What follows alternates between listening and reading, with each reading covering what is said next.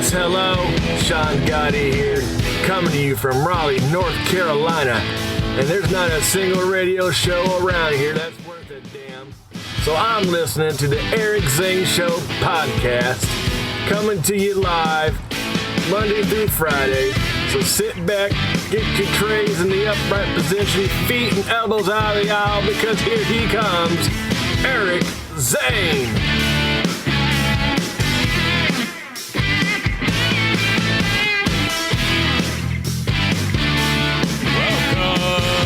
You.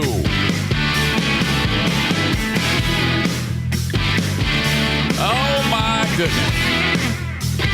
There we are. Look at that Berlin Speedway logo.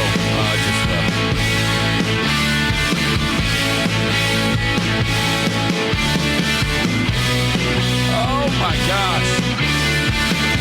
Thank you and welcome into the Eric Zane Show podcast, a daily show where I discuss news, nonsense, and my personal adventures. Each and every day of the work week, there may be young college students that are enjoying this with us today here in the Baldwin Ace Hardware Fear Bunker studio. Yesterday was the day, virtually, I was teaching the podcasting class. Yeah, that's right. In college now, they have classes on podcasting. There was a series of connections. I was approached, and someone said, "Do you want to speak to the class?" And I'm like, well, of course I want to speak to the class. Now, I'm talking to this gentleman named John, who's in charge of it. And leading up to it, he doesn't know it, but he put the fear of God into me. He goes, I talk and I get no response from them. I'm not reaching them. I'm not connecting with them. Something's off. Now, this is one of these, if you're an expert in your field or whatever it may be, and I think he is. I think he used to do radio or something like that. This guy, John, at Northern Michigan University. I forget the term. You can become a professor. Adjunct professor, is that I'm probably saying that wrong, but like if you're a expert at whatever, you can become a adjunct professor. So he's one of these. Now, there was, I guess, some interest in the communications program there about podcasting. So my name came up as someone who might be able to do his thing for one of the classes. So, all right, great. This is it, the big day. We're getting started. And first of all, I got to drink this coffee. I can't let it sit here another second longer. Drink it if you got it. Still very, very hot. I'm going to go back to that, just so you know. So he says, okay, class is getting started. I'm sending you a Zoom link. And I click it, and it doesn't work. I'm like, oh, no. Class is getting started. Students are sitting down, And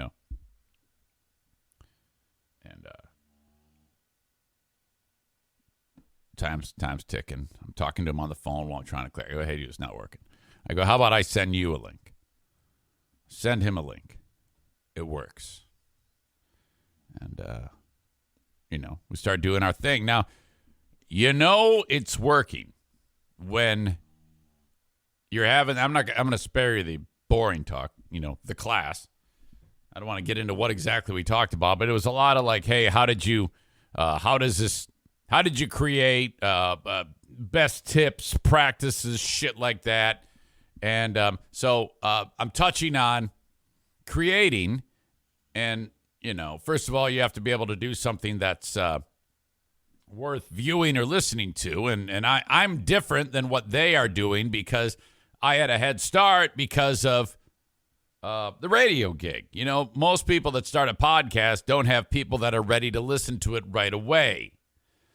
And that's one of the things, well, yeah, you got that, but we don't have anything. What do we do? And I'm like, well, yeah, that is a challenge, but there is there are ways to maybe navigate this. At the very least, if you're doing a podcast, it should be fun. Okay? No, you might not become wealthy or be able to even make even 1 penny off it, but you never know. The world is, people can be on the bottom unknown 1 minute, and the next day, because of something they post, they're at the tip top of the heap. Everybody's talking about them, and you need to be ready for that. So there was a lot of that going on, a lot of the dynamics, and I think I just felt like I was doing something right, And when the class ended, I didn't want it to end. I still wanted to talk. I love talking, as you know that. And so I made it very clear. I go, look, I want to do this again. If you need any help, by all means, please reach out to me. I'd love to help anybody in any way, shape, or form do what they want to do. And so that was it. Now, he said to me, he says, I never get any response out of them. They all just sit there and stare at me. Okay. So, by the way, Arc Flash 480 says, Anthony Cumia's first step to a successful podcast, already be famous. That's true. That does help. There's no question. But it doesn't always work that way. There are people who just start a podcast and they're able to build upon it because what they're doing is good. Takes a little longer. But, I look at Carl from Who Are These Podcasts? Carl had no audience. None. This is his job. This is what he does now because he worked at it and he built it. So I think that's a great example. So that's not exactly true what Anthony says. Yes, it helps, but it's not the end all, if you know what I mean. Besides, Anthony thinks that Alex Jones is fucking good, so fuck that shit. Anyway, I'm going to be on Who Are These Podcasts again. I'm recording with them next Thursday. We're doing it early because, coincidentally, Carl is traveling to be on Anthony's show on the weekend. So we're recording early next Thursday. If you are on the Who Are These Podcasts Discord, you can catch it live. Where was I? So John, the guy who's instructing the class, he's like, yeah, they never respond. Questions, not a hand goes up. Well, he flips the thing around so I can see the class, and I'm immediately intimidated because they're all like sitting there stoically, arms crossed. They're all wearing masks and staring forward. I'm like, oh, God, they hate me. They hate me. And then John goes, does anybody have any questions? All their hands go up. They all had questions. Holy shit. I reached the youth. I reached them. So then they start, and it was cool. It was a nice dialogue. I honestly did not want it to end. I thought they were great. The one thing I didn't want to do is seem like, the stupid, out of touch old fuck who, thinks he's hot shit talking to the young people. When you're one of the things I touched upon was when it comes to podcasting, there is an audience for every podcast, but the podcast has to be worth listening to. No matter what it is in the world, there's a podcast about it. Power Rangers, Crayola crayons, Maine Coon cats. Think about the most niche thing, and there can be a podcast for it. So my advice to anyone, and this could be anyone listening to this too, what makes you excited? And it doesn't matter what it is. If it's staring at old men's feet, if it's whatever it is, something that you can handle, something you can talk about. I don't know if it would be old men's feet, football, the NFL draft, doesn't matter. Something you actually know something about, okay, and can carry on a conversation in an appropriate manner if you're with a group of people. And then, well, there you go. That's your show. And then before you start posting it, before you start telling, you can post it, just don't tell the world about it. you wanna practice. You wanna be able to make sure you can do a podcast before you start telling people about it, because you got one shot. Mom spaghetti, you fuck it up, they're gonna be like, oh, this sounds like shit. And for the love of God, don't start out with, all right, we're gonna go 2 hours our first show. No. Make it 10 minutes and write it down what you're going to do, not word for word, but just little. These are the things I want to talk about. Make it short, man, and then build up to, a different level of a higher amount of time. You know what I mean? Ease into that shit. You'll slowly but surely get better at it. And then when you're ready to tell the world about it, delete everything you did and start over. Do a reboot. When you get up to half an hour or an hour, and you have the ability to do that show, you figured it out. You've gotten your sea legs, if you will, over a period of time, and you feel comfortable that you can go. Fuck, when I started doing this show, I mean, you all remember, a lot of you were there at the very beginning, 3 months ago. Wait a minute, January, February, March. Yeah, almost 3 years, 3 months ago. We had the deer in the headlights for 15 minutes, outside of like the first show where I actually had something to say about the firing from BBL. I mean, it got really ugly really fast. And some would say it still does, but I can go on for 2 hours, no problem, because of practice, and just you figure shit out. So I explained that to all these people, and I told them that there's no reason, there's nothing that should hold anybody back. There's no reason why you can't be great at it, but you can't, you must be consistent. You must not throw your hands in the air and get all upset if you get it wrong or if it sucks. I go, behind every successful podcast, there's a person who sucked shit when they started it, okay? If you were to go to anybody if you were to go to the top 10 best podcasts of all time, at one point, they all suck bad. Terrible shit. So go ahead and be shitty, but you'll get better. Come on. Be patient. Give yourself a chance. Drink your coffee. Here we go. I saw you guys wondering what this says, the coffee mug. It says Grand Valley State Dad, which has become one of the largest universities in the state of Michigan. More on that in a second.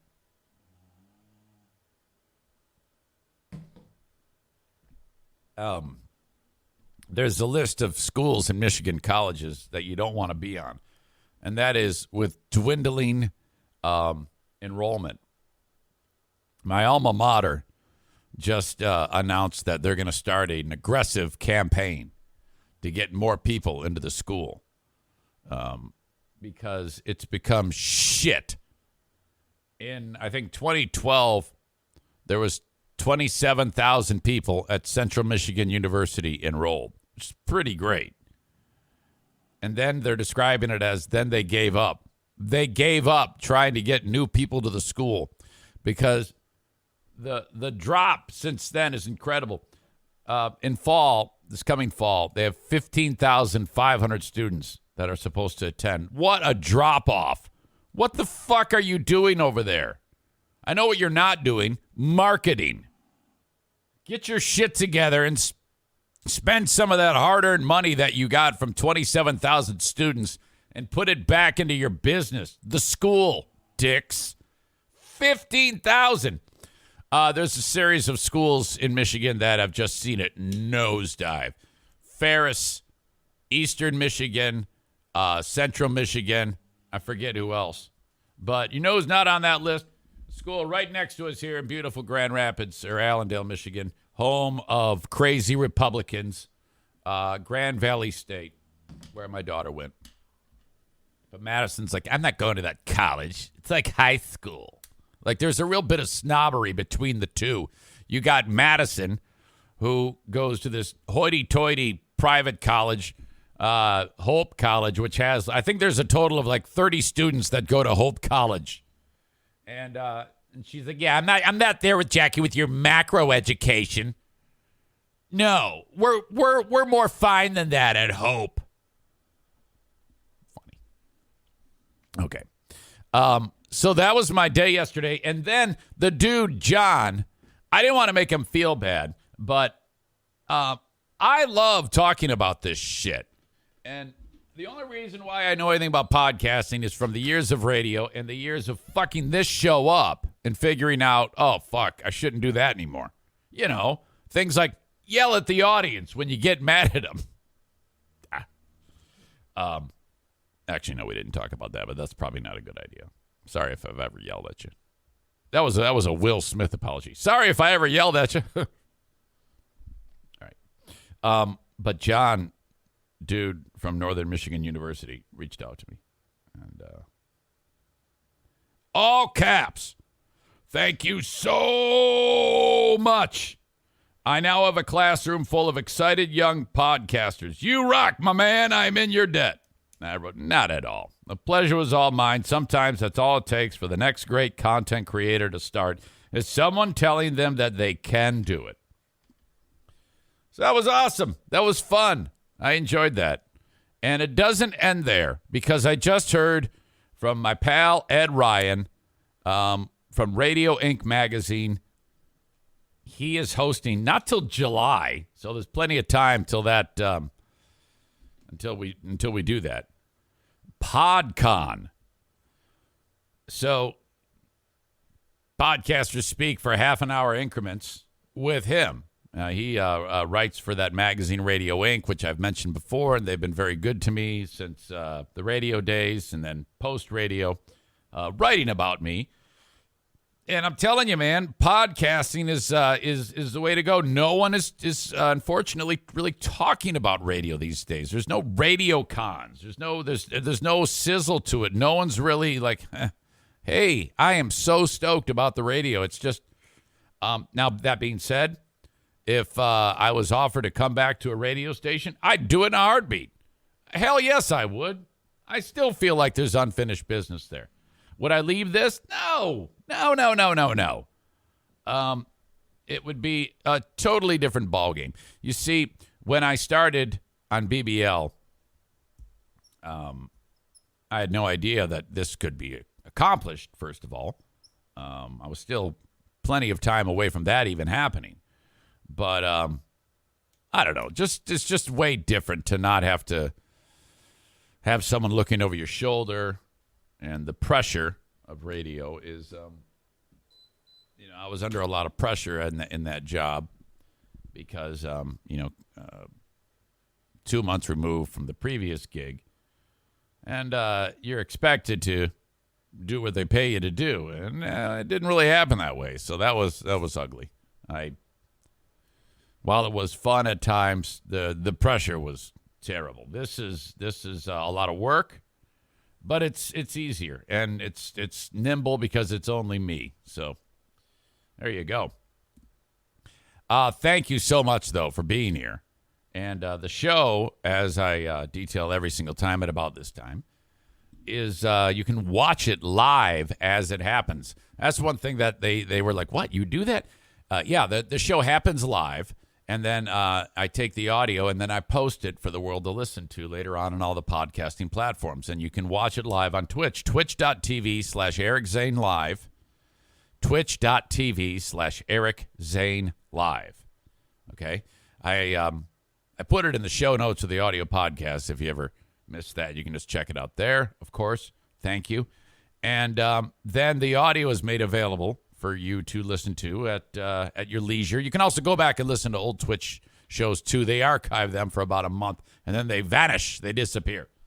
But John says to me, John from Northern Michigan University, he says, so what type of post-show editing do you have to do? And I go, well, that's the thing.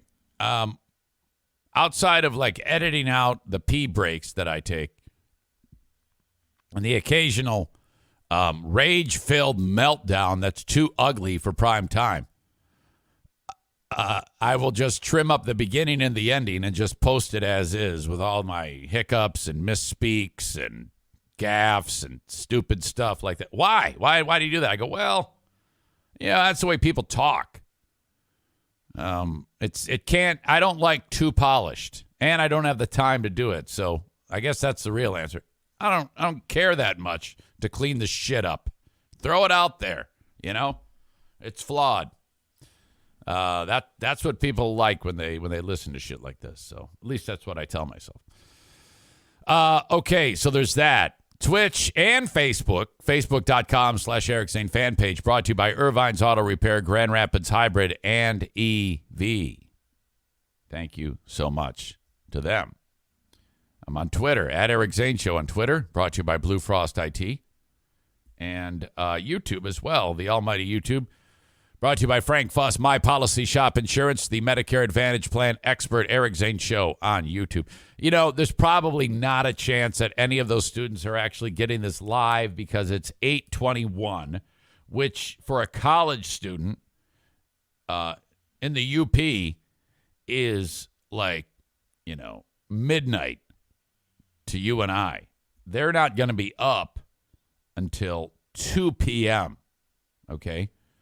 When I visited with them yesterday virtually at 6 p.m., that was the equivalent to their first morning class. I will never forget how I created an insomnia problem when I was in college. And it was because of, what is that video game? Oh, you're a little elf and you throw a boomerang. And then you're trying to free Zelda. That's what it is. It was, but it was the sequel to Zelda. There was a Legend of Zelda, A Link to the Past or some shit. Man.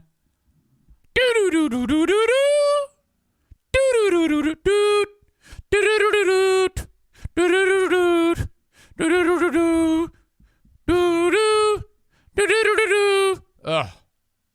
Haunting me.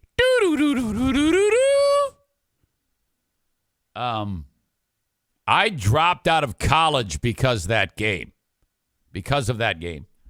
I'd stay up to 4 a.m. playing that thing, drinking, puke, go to bed, sleep through an entire day's worth of classes.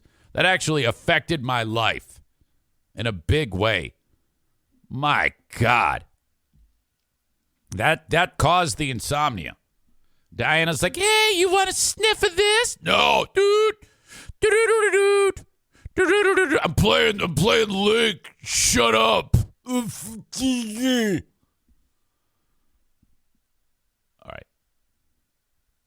right. Ben and Eric, Patreon podcast, happens tomorrow at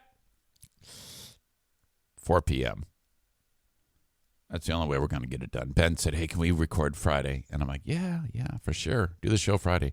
But I got to do it at 4 because I got a hockey game at 7. I got to be finishing up the show at 5:30. I'll be wearing my suit and tie again. And then shut it all down, go to the rink. Friday and Saturday, hockey at Van Andel Arena. All right.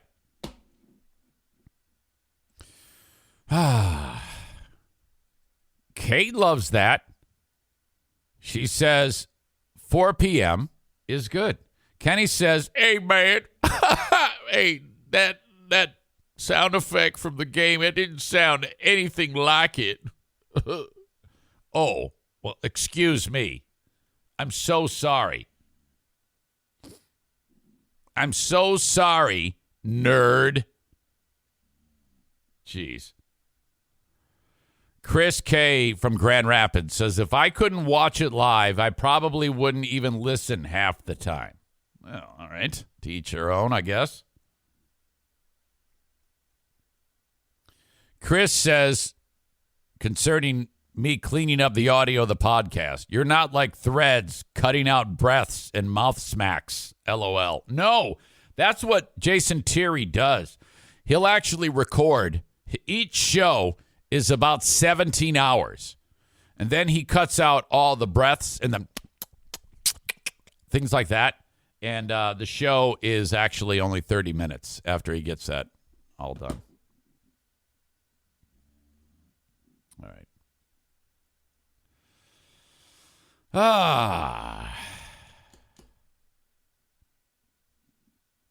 Sarah says, wow, I feel like my intelligence is low, Eric Zane, because I've loved your stuff since day one of the YouTube video. Well, what the fuck is that supposed to mean?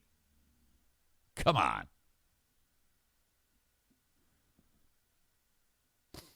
Kyle says, maybe the enrollment is concerning the falling enrollment.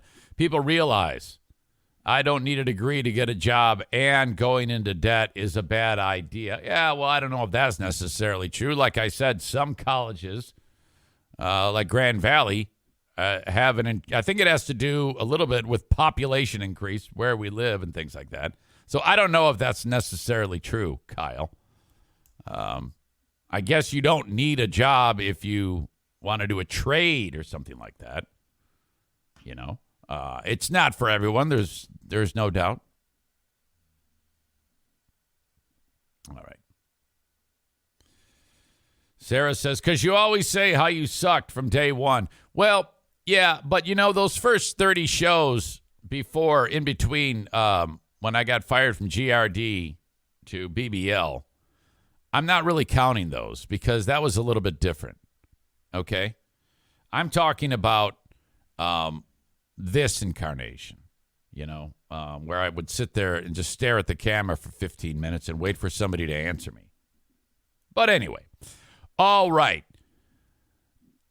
Last night was Chris Rock appearing at the Wilbur Theater in Boston. And he didn't say a lot. He came out and he got a 3.5-minute standing ovation as he took the stage. And, okay, a lot has happened since we last spoke, okay? For starters, I remember, who was it? It was Diddy who said, oh, yeah, it was right after the Oscars. Yeah, Chris and Will Smith are fine with each other. It's all over. That's not true at all. Will Smith did his stupid Instagram apology, but I'm getting the impression that this is actually getting worse now, because now as the dust has settled, more and more people are talking about it, and it's starting to make Will Smith look like even more of a fuck, okay? It was revealed that the people at the Oscars, the president of the Academy,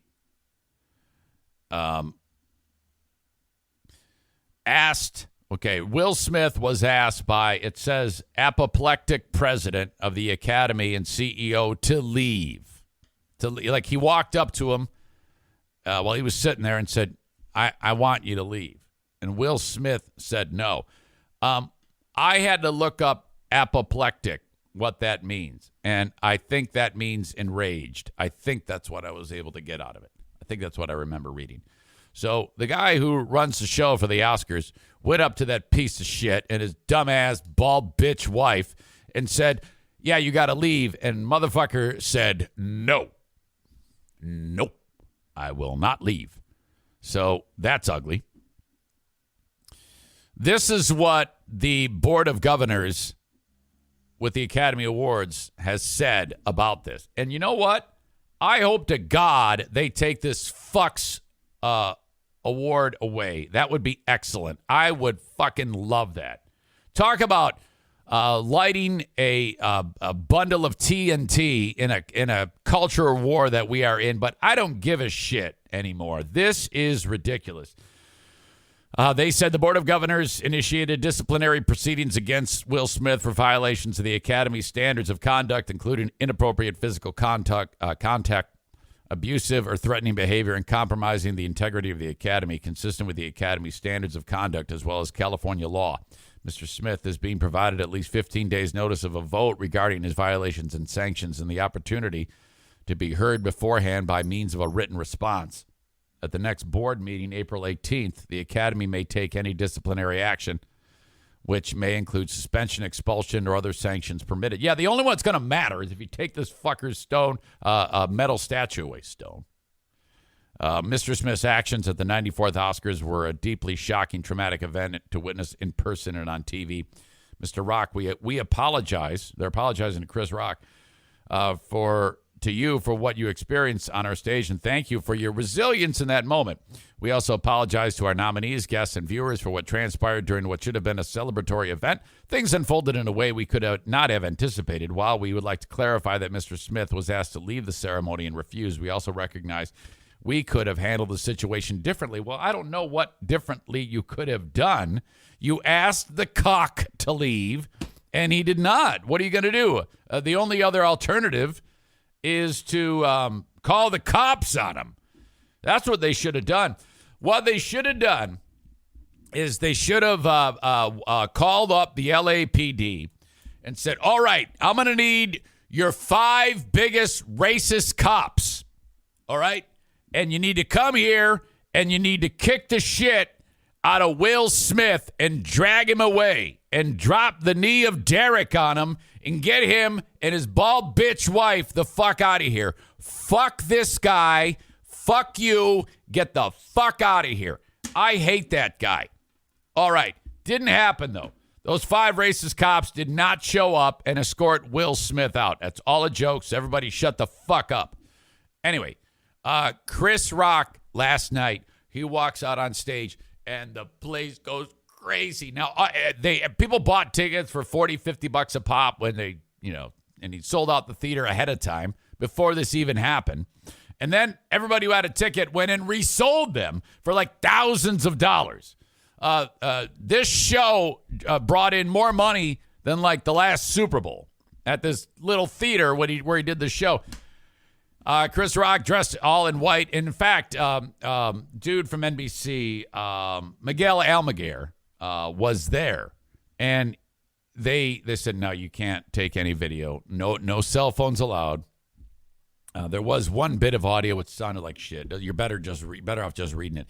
In fact, they didn't even allow Miguel Almaguer to take notes. You can't even take notes. It's like, what are you fucking crazy? I can't write down what he said. No, you can't. Well, all right. So, however, they were able to figure this out and get some account of what he said. He said to this sold-out show in Boston, he was still processing being slapped. 3.5-minute standing ovation, dressed in all white, at the Wilbur Theater, and asked the crowd, so, how was your weekend?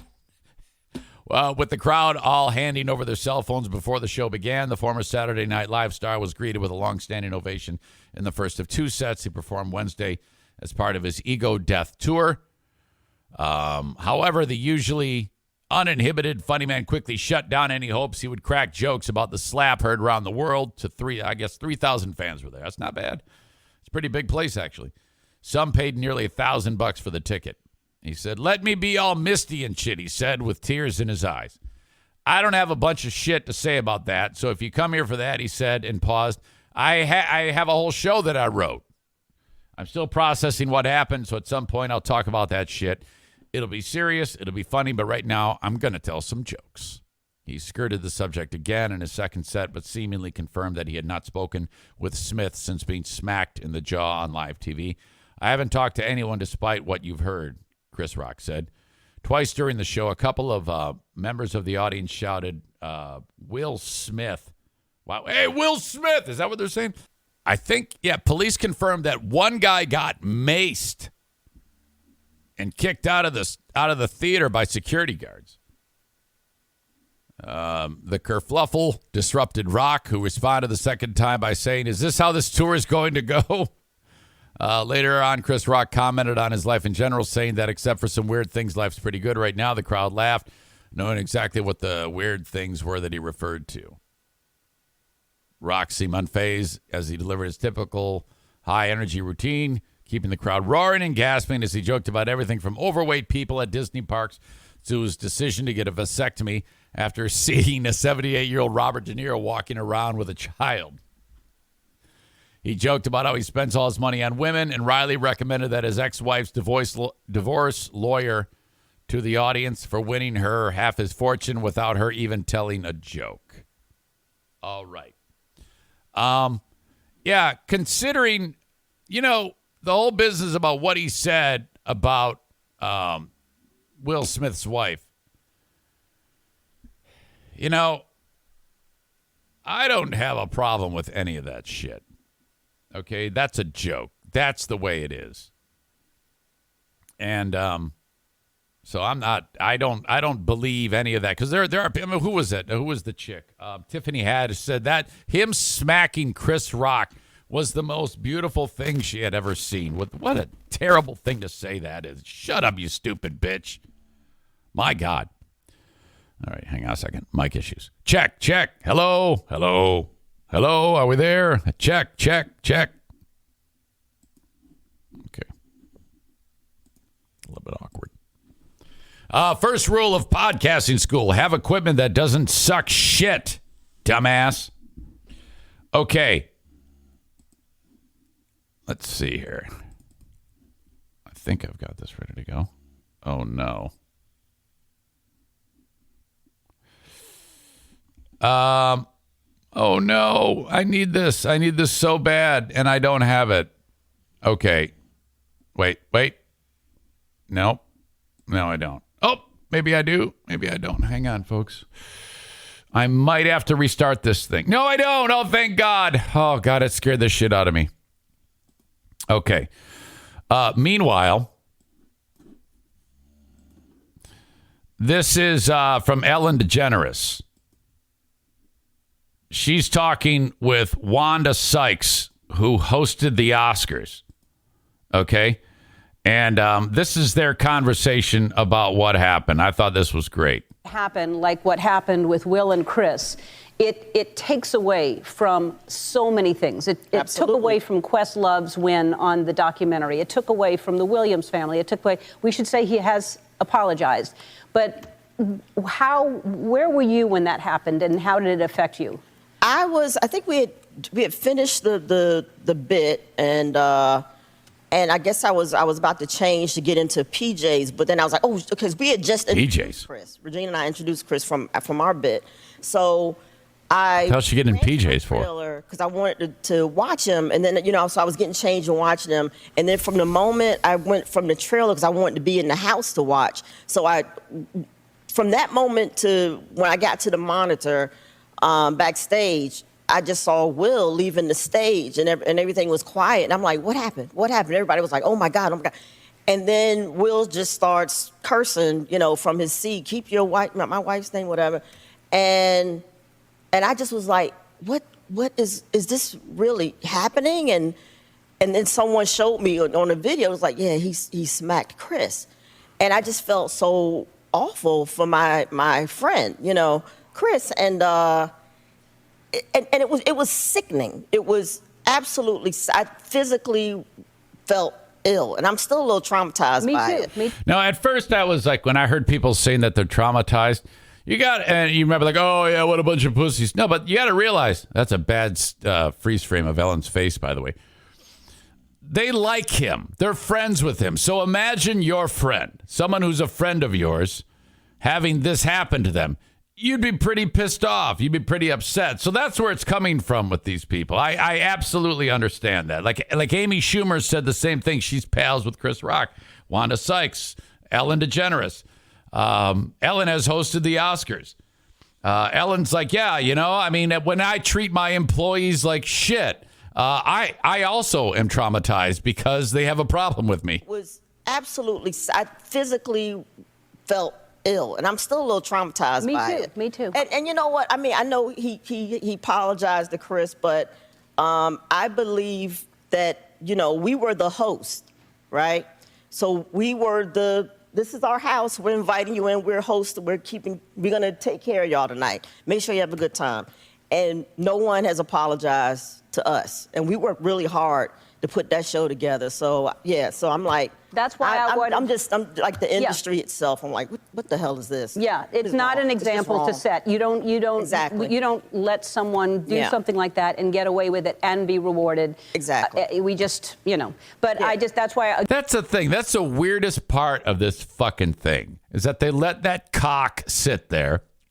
He wins the fucking award, and then he's partying after like nothing happened. Again, I wanted to say what a great job you did, because that got overshadowed. Right. And I also want to say this. I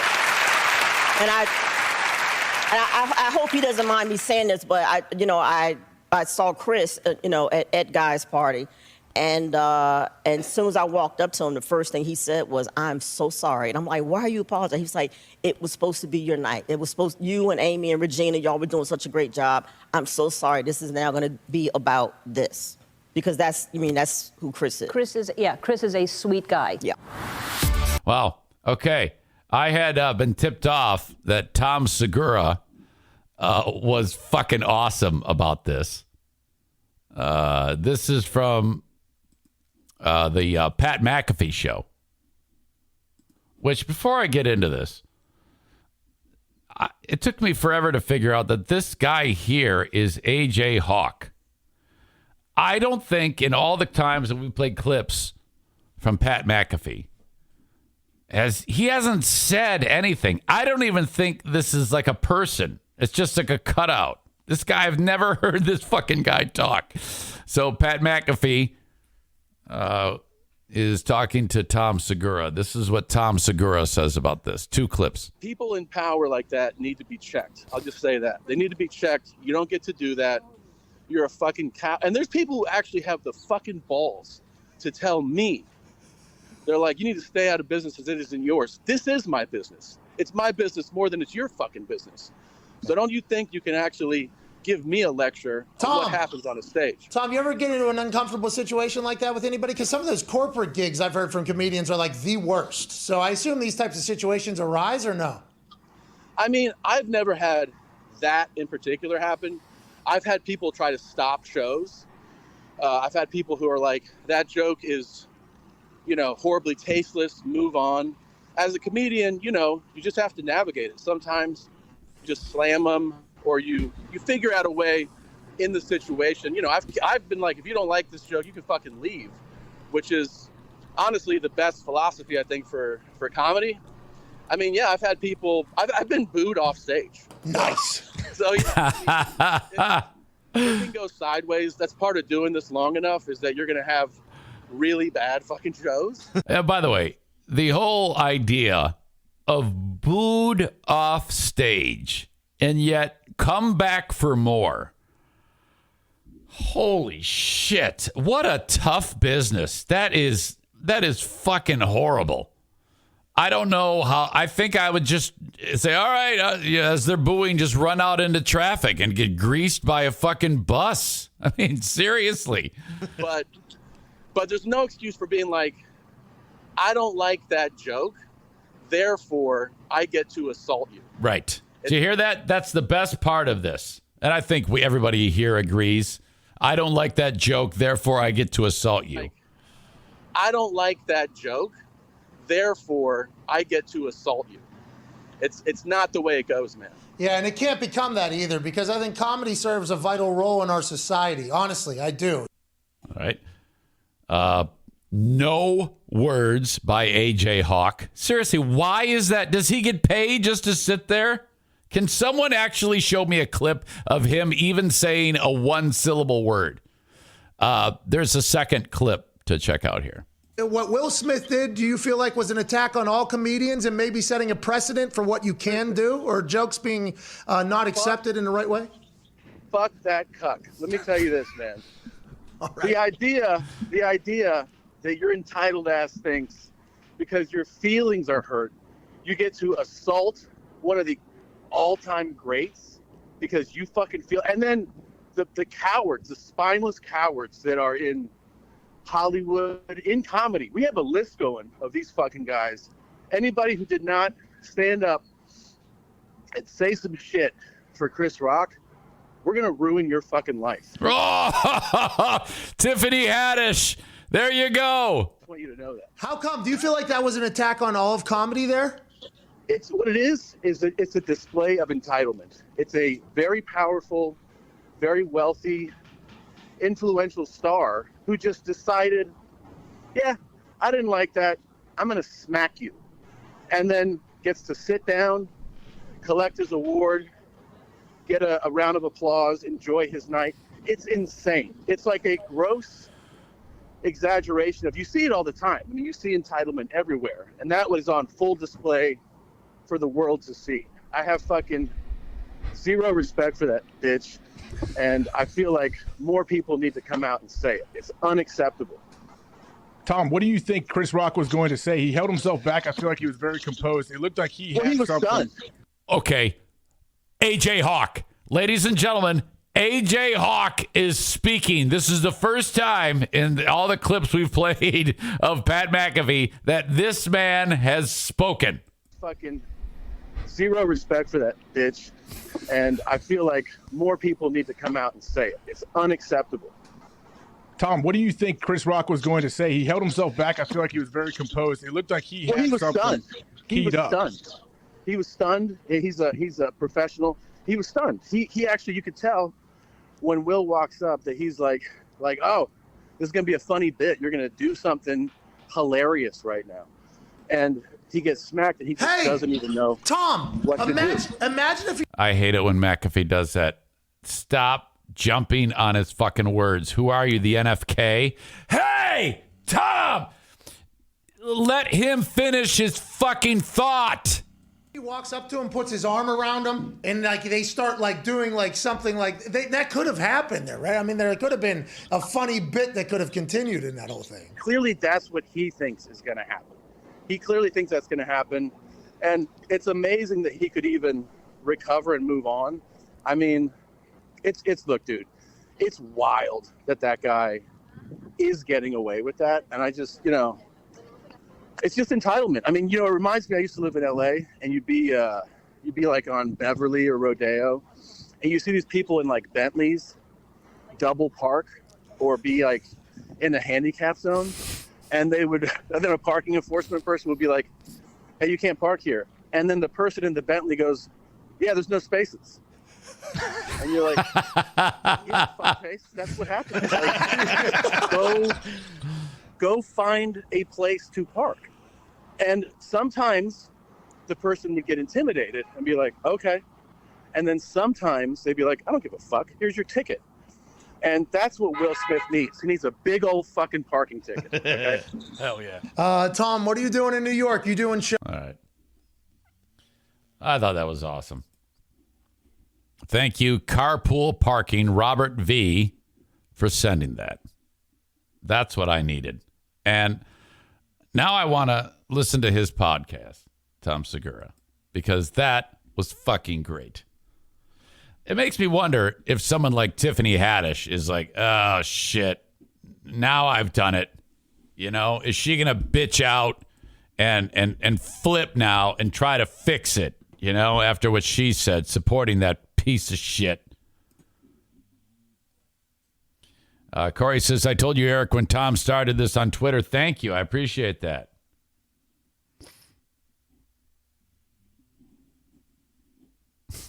Tom is super rich now also, but he still doesn't tolerate that dumb crap. That is so sweet. Very, very cool. Big fan. Big fan now. Even if I never hear another word that guy says, I love what he just did. Hey, this show is available on Patreon when we're all done here. We had a great time yesterday. Usually go for about another 30, 40 minutes. I had to unload the ban hammer a couple of times yesterday. We had some wild accusations being made on the show. And, I don't like to do that. I don't like to make wild accusations, nor do I like giving people 5 or 10 minute bans. But there was some indefensible things that were taking place, on that show. And, I had to do it. And so that was the sheriff flashing the badge there. Okay. Patreon.com/Eric Zane is where you need to go to sign up for my Patreon. All right. After this show gets done, there is another podcast that happens, and that is the Patreon bonus podcast. Patreon, patreon.com/Eric Zane. Part of all of the content that goes up there each and every week is a great accompaniment to this podcast right here. I suggest just trying it out for $5 or $10 a month for that 1 month to see if you like it. If you do, you can either let it ride or convert it to a yearly, and I'll knock 10% off of what it costs for a year of the Patreon bonus podcast. Or if you don't like it, you tried. Thank you. I appreciate that. And then you just cancel it. It's very easy to do. And then you can keep it for the rest of that month. All right, but I hope you like it. The open of this show brought to you by Berlin Raceway. Thanks again to Berlin for being on board with the show. Opening day is the icebreaker, okay? At Berlin Raceway, berlinraceway.com. The Berlin Icebreaker is April 16th. Racing at 4 p.m. on that day. Super late model, sportsman, limited late model, and the 4 cylinders. You can buy now. If you go to berlinraceway.com, click on tickets. $5 a ticket, all right? And an early start because it's spring. It doesn't, it's just the way they're doing it. 4 p.m. start for the spring races. And $5 per ticket. You can bring a cooler, 12 by 18, no glass, no beer. But you can bring your snacks and you can bring your soft drinks. So that's awesome. You can really get away with having a great family, fun-filled event for like next to nothing. I love that. How about that? Most valuable ticket, best value, I should say, in West Michigan. $5 a pop for those tickets. They go up starting on April 20. Well, actually, just the opening day is $5. Otherwise, it's $12 a ticket, which is still cheap. And kids 15 and under are free all throughout the season at Berlin Raceway. So that opening race is just $5. Okay? There you go. BerlinRaceway.com, April 16th. If you want to, here is the link. And for those of you that are enjoying the video live stream on Twitch, and you can check it out there. Thank you so much for being part of that. Corey says, Tom and Bert's podcast. Bert sounds like a raging alcoholic, but he somehow sort of keeps it under control. Bert Kreischer, Tom Segura. All right. Free practice there Saturday. All right. Thank you.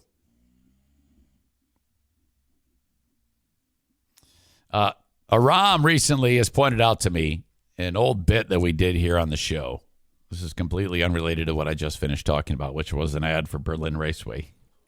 The Z-Speed mobile mechanic situation, which, I'm going to replay that on my next edition of the Best Of. We had an entire weekend on Facebook of Kenny in Nashville complaining about the mobile mechanic who had agreed to come fix his car and then mistakenly booked that and agreed to do the work. And then at the last minute realized it was way far away to Kenny's house.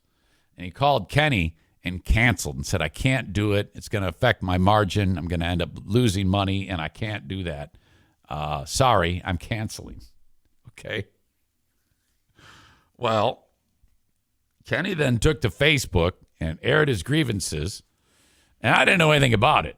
And then Kyler reaches out to me. He says, hey, man, Kenny's losing his mind about this mechanic. So I checked it out, and then Kenny's like, he would post a bad Google review, and then he would screenshot the Google review and post it on Facebook. So I started talking about it on the show, and Kenny didn't know I was going to talk about it. And that led to him just losing his shit. And then I called the mechanic on the show and had him explain his side of the story. And it all seemed, like not that complex of a thing. And Kenny was just livid. And that led to an entire bit about, oh man, I'm gonna make a Google review about you. And I was just reminded of it because Aram loved that segment. And it worked out. Kenny ended up getting his car fixed, but he was pissed. Oh, was he mad? Holy shit. Look at Daisy there. Adorable. Hello, baby. Hello. On yesterday's Patreon, I actually, Bruce was sound asleep like he is now, and I said, want to go for a WALK. And I'm saying it in that weird way because if I say it and it even remotely resembles how I say it to them when it's time to go for a WALK, they will get excited. And I don't want to do that. But anyway, Bruce was sound asleep, and so I said that. And his head shot up like, what? Here we go. All right. Sorry. I'm just kind of babbling on, buying time, waiting for our guest. That would be the one and only Kyle for another Rib Roaring edition of Let's Kill. Eric Zane. Hey, Eric Zane. Hey, Eric Zane. What'd you guys think about Trump petitioning Putin to release dirt on Hunter Biden? Fuck. Oh my God. I am going to bang on the door of a war criminal and say, hey, do you think in between killing babies, hey, do you think in between killing orphans and attacking the elderly and blowing up a sovereign nation, you could release some dirt on Hunter Biden, please? Could you do that for me, please? Thank you. Thank you. Love you. Oh, my God. What a fucking asshole. Oh, terrible. Did you see that our leader, Kamala Harris, is releasing 1 million barrels of oil a day? We are going to see some relief at the pump. And, okay, this is great. This is just fantastic. That is why you need to vote straight ticket Democrat in the next election. That is why, because our leaders are making the right decisions. God bless President Kamala Harris for that. Biden doesn't even know what oil is at this point. Speaking of losing your mind, Bruce Willis is losing his.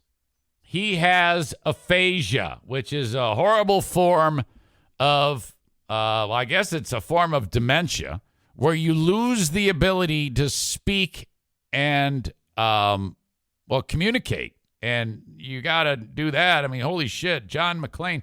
And I was just reading an article the day before because the story broke yesterday about Bruce Willis. And then the day before that, I was reading an article that before any of this was revealed, internet sleuths were saying something is wrong with him because he's doing so many movies. And I'm like, wait, what? And he had been doing a ton of movies, and they couldn't figure out why he was doing all these shit straight-to-video movies. Incredible actor doing garbage movies, like a lot of them. He's done like the most movies of anybody in Hollywood in the past 5 years. And you haven't seen any of them. They're all loser films. I don't know. They're speculating that could be that keeps him focused, or he's banking money, which it's like I find it hard to believe that Bruce Willis is hard up for money unless he has a ton of bills to pay. But I seriously doubt it. But he has to actually step away from it. So that's fucking horrible. My God, aphasia. The only time I had heard of aphasia was when I worked with a guy in radio who said he had it. And I'm like, I don't think you have it. It's a brain disorder. It's actual brain disease that means you have dementia. I just don't think you're paying attention. Kyle says he should get royalties every Christmas when the greatest Christmas movie ever is played. Shut up. So not a Christmas movie. Okay. Waiting for our pal Kyle from Dumpster Divers to get in here. I wish he would not cut it close and wait till actually 9 a.m. to log in. I hear a little chime on my end when he does, and I don't yet see him. So what the hell are you doing? Hold on a second. No, he's not there. Come on, man. Get on here. What are you doing? Kyle purchased a bunch of equipment, by the way. I have to go over to his house today to set him up. Before we get Kyle in here, though, Tag Accounting, God bless him, 616-301-9516, the tax hobbit himself, Troy Ginzer from Tag Accounting. Still time, 18 days till the tax deadline to get your taxes done by the tax hobbit, 616-301-9516 for Tag Accounting. He will not let you down. No matter where you are in the U.S., you can have your taxes done by the Tax Hobbit. 616-301-9516. The Mario Flores Lakeshore team of Van Dyke Mortgage, 231-332-6505. You can also get to his website by clicking on his emerald green logo at ericzaneshow.com. All my sponsors are up there. So, yeah, no matter where you are in the U.S., you can get a mortgage. There are some exceptions, South Carolina, Hawaii, Alaska, and Maine. Otherwise, have at it. If it's time for a refi, you need some money out of your home for some home improvements. Maybe you're buying another home. Maybe you're buying a rental property. Maybe it's your first mortgage. Maybe it's your 10th mortgage.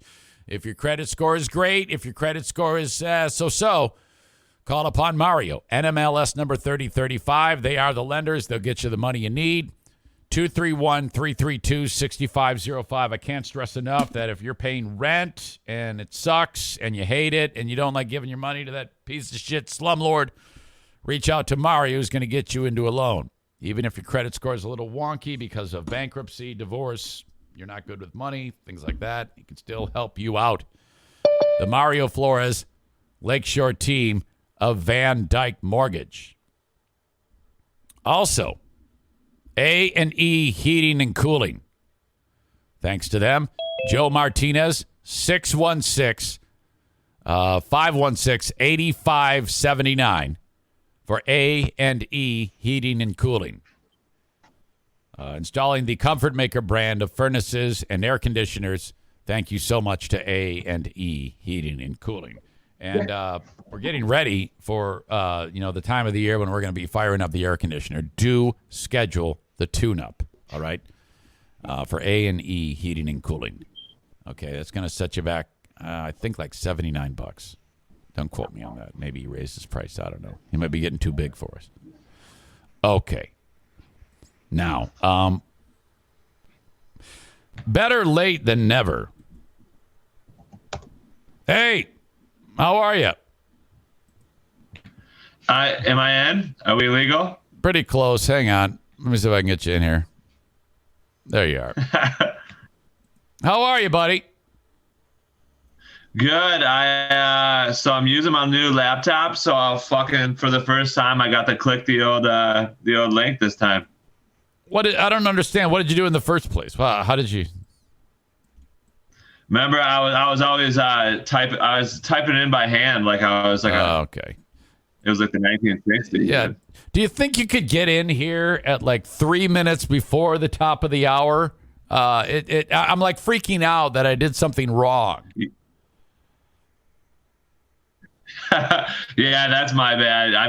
I stopped at. What happened was I stopped at Panera to get my coffee. Yeah. And there was like two, probably like Gen Zers in front of me in the coffee line. Yeah. And they were really customizing their coffee. You know what I mean? They were like really. Yeah. I mean, milks, 2 different milks. I think almond and a half and half mixed in one. There was just too much stuff mixed up. I want to get right to this. I think I know how you feel about it, but what did you think about Will Smith smacking the shit out of Chris Rock on stage? So here's the funny part about it, Zane, is that I wrote down to mention that because I thought it was fucking funny. Number one, I don't fucking care. You know what I mean? But here's the funny part is that Will Smith flipped out, right? And was like, yeah, keep my wife's name out of your mouth. You know what I mean? Like yelling. Basic, very basic thing to yell. But then as a result, now the entire nation is has his wife's name in their mouth. Right. And that is the definition of like a backfire, I think. Right. I don't give a fuck. Fuck her hair. I hope her head flies off. I hope her head. I know, me too did actually. So yeah, it did backfire. So that whole thing, but you know what's funny is I actually do care. That whole entitlement thing that Tom Segura talked about really stuck with me, and I think he did a great job of explaining why it does matter. You know. Wait, why? What matters? Why I do care. I so don't like it that he hit him. I want someone to kick his ass. I'm like that. I'm like, fuck that guy. This is bullshit. Yeah, I was like, you wake up in the morning because I don't watch the Oscars because I got better shit to do, whatever. But yeah, all of a sudden it's like watch this video. So I watched the video, which they got me on that. But then it was like, then the conspiracy theory started. And I don't think it was fake or whatever, but I'm like, I was confused because I'm like, I'm not like I don't know Jada Pinkett Smith from anybody else really very much, but like, I'm pretty sure she's been like had a shaved head since like the 90s, right? No. I think she just shaved it because the hair was falling out. So she kind of like leaned into it just recently.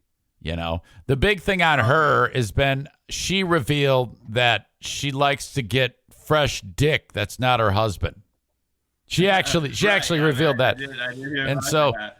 oh yeah, you're so offended by somebody made a simple a PG rated joke about your wife that's harmless, and you're okay with random dudes plowing her butthole.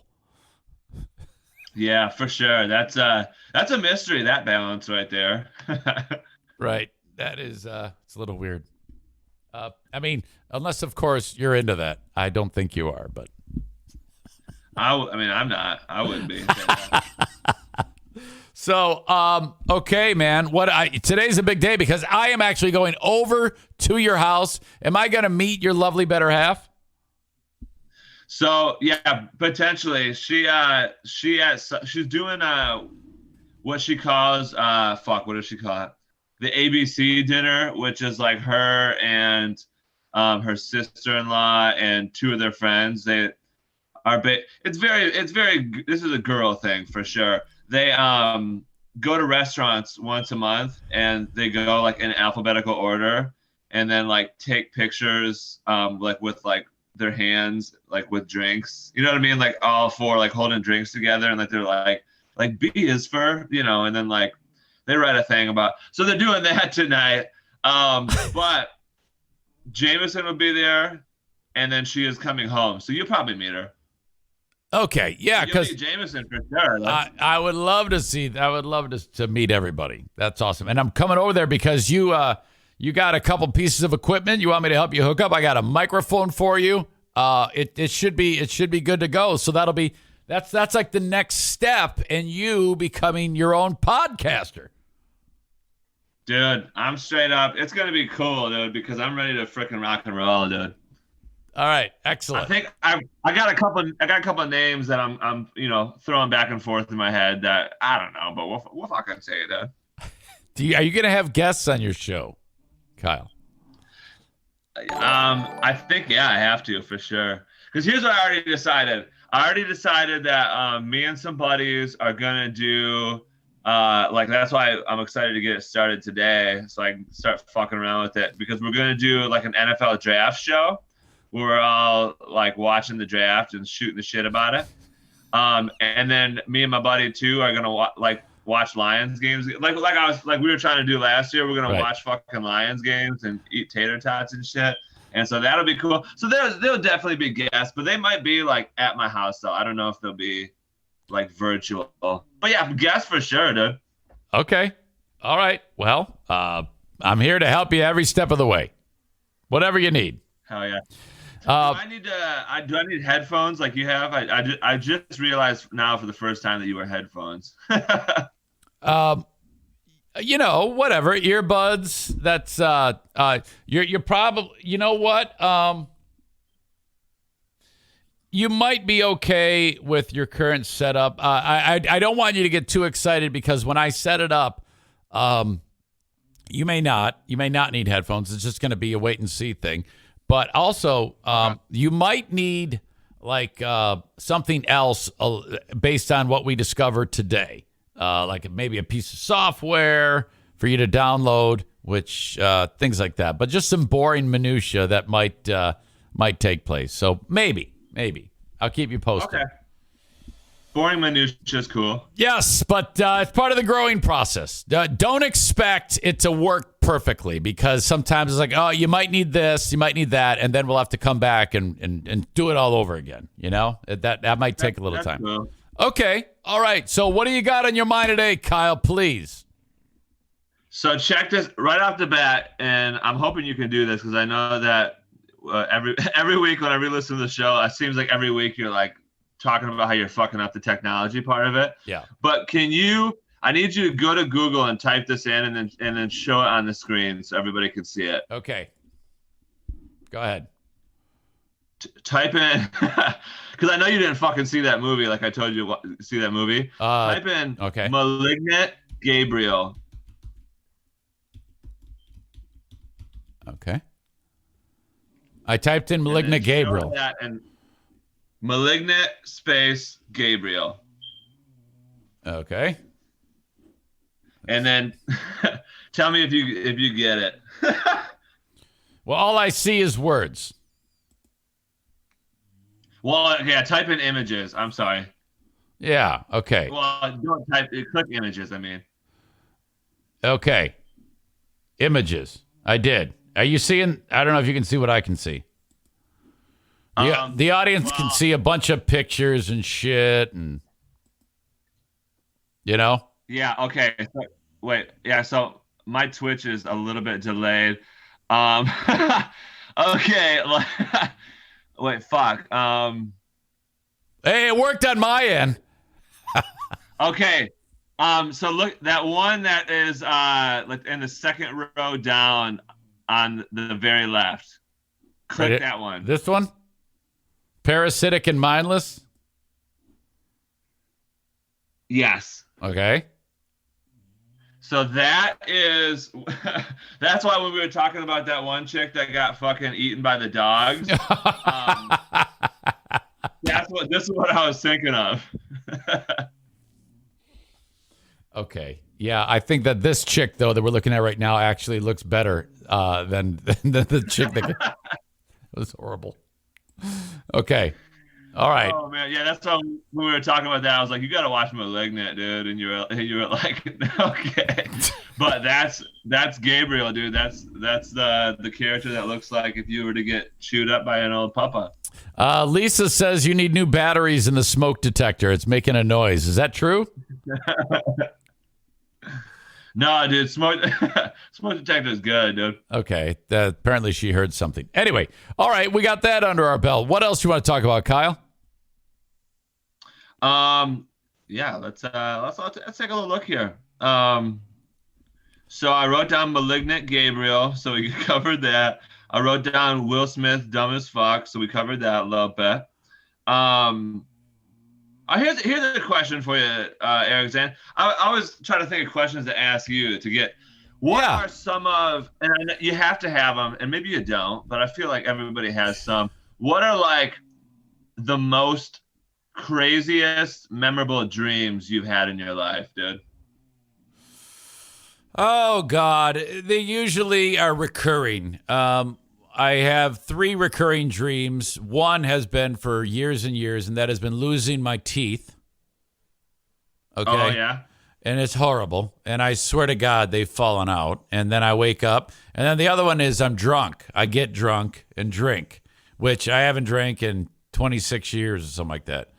And so, but when I'm actually coming out of the dream and waking up, but still half asleep, I feel bad. I feel like either my teeth are falling out or I'm drunk, and I get upset. I get angry. I actually get disappointed in myself or humiliated, or I'm concerned that my teeth are falling out. And then the latest one that I've been trying to move past is working with my old radio show. I keep having recurring dreams that I go back and start working there, and then everybody hates me and makes fun of me and says terrible things, and it's just awful. And I'm like, but lately I've been really focused on moving past that for the past month, and it seems to be fading, thank God. So, yeah, I don't know. That's kind of like the long answer. Those are the ones that stick with me. Dude, it's funny that you bring that up. Like, work dreams are the fucking worst, dude. Like, it used to happen to me, like, quite a bit. Like, when I first got my first job at JCPenney back in the fucking day. Yeah. When I was a teenager.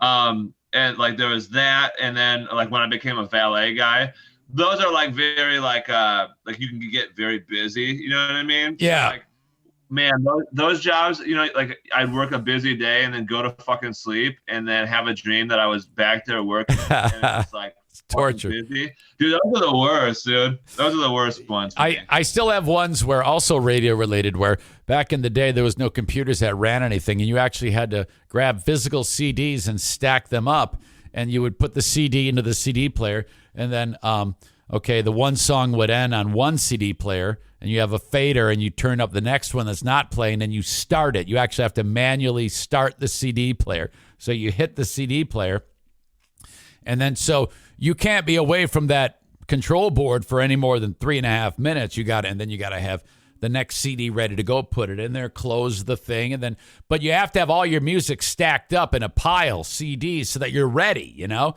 So you got a playlist, and you grab the CDs or whatever it was. In this dream, I haven't pulled any music, and the one CD ends, and there's dead air. And I'm like, oh, no, and I'm trying to grab CDs, trying to grab the Black Sabbath CD and put it in there, and it's all fucked up, and I put it in upside down, and it's stupid. I'm like, things start skipping. It's terrible. Dude, I know exactly what the fuck you mean, dude. It's just, those dreams are the fucking worst, is what I'm saying. But let me tell you about some of my fucking dreams, Eric Zane, that I've had in my life, that are hilarious, if you ask me. Well, actually, let me tell you this. Let me start with this. I don't know if you guys didn't know about this. About me. What the fuck, dude? You guys didn't know this about me, but I actually. What's the opposite of blessed? Cursed. I'm cursed with the ability to have sleep paralysis, which doesn't happen like very often. But dude, when it happens, dude, it's like some of the scariest fucking shit of all time, dude. You know what I'm talking about when I say sleep paralysis? I don't. Is that like in the dream you can't move? No, dude. Check this out. So what it is, dude, is you fucking like you're. Okay, wait. Actually, remember which one it is. It's like when you're sleeping, or you're like almost about to be asleep. It can happen in a couple different ways, but you're like, basically your body's sleeping, but your mind isn't. Or wait, is it the other way around? Your body's not sleeping and your mind is. Either your body or your mind is sleeping and it's not supposed to be, and the other one's doing the opposite thing. So like, for example, like when it happens when I'm not quite sleeping yet, but then like I'll just be like laying there and like trying to go to sleep, and I can like see my room, like, you know, like where I'm sleeping and shit. And then like all of a sudden, like that's when like I'm kind of sleeping, and like the scariest one ever was like I looked up in the corner. This is when I was like 11, but like I like looked up in the corner of my room, and there was like an 8-foot spider like perched in the fucking, like on the corner of the ceiling. Or okay, yeah. And like, but like you're in your room still, you know what I mean? Like you're awake enough in either one of those, either your body or your mind, that like, you know, you're in your room, but you can't fucking move. No. Okay, yeah. So your body's sleeping. Your body's sleeping because you can't move. That's right. Okay, and your mind's awake or whatever. So yeah, so like you can't fucking move, and like this spider is like coming at you, dude. Like, it's God. coming down to fucking.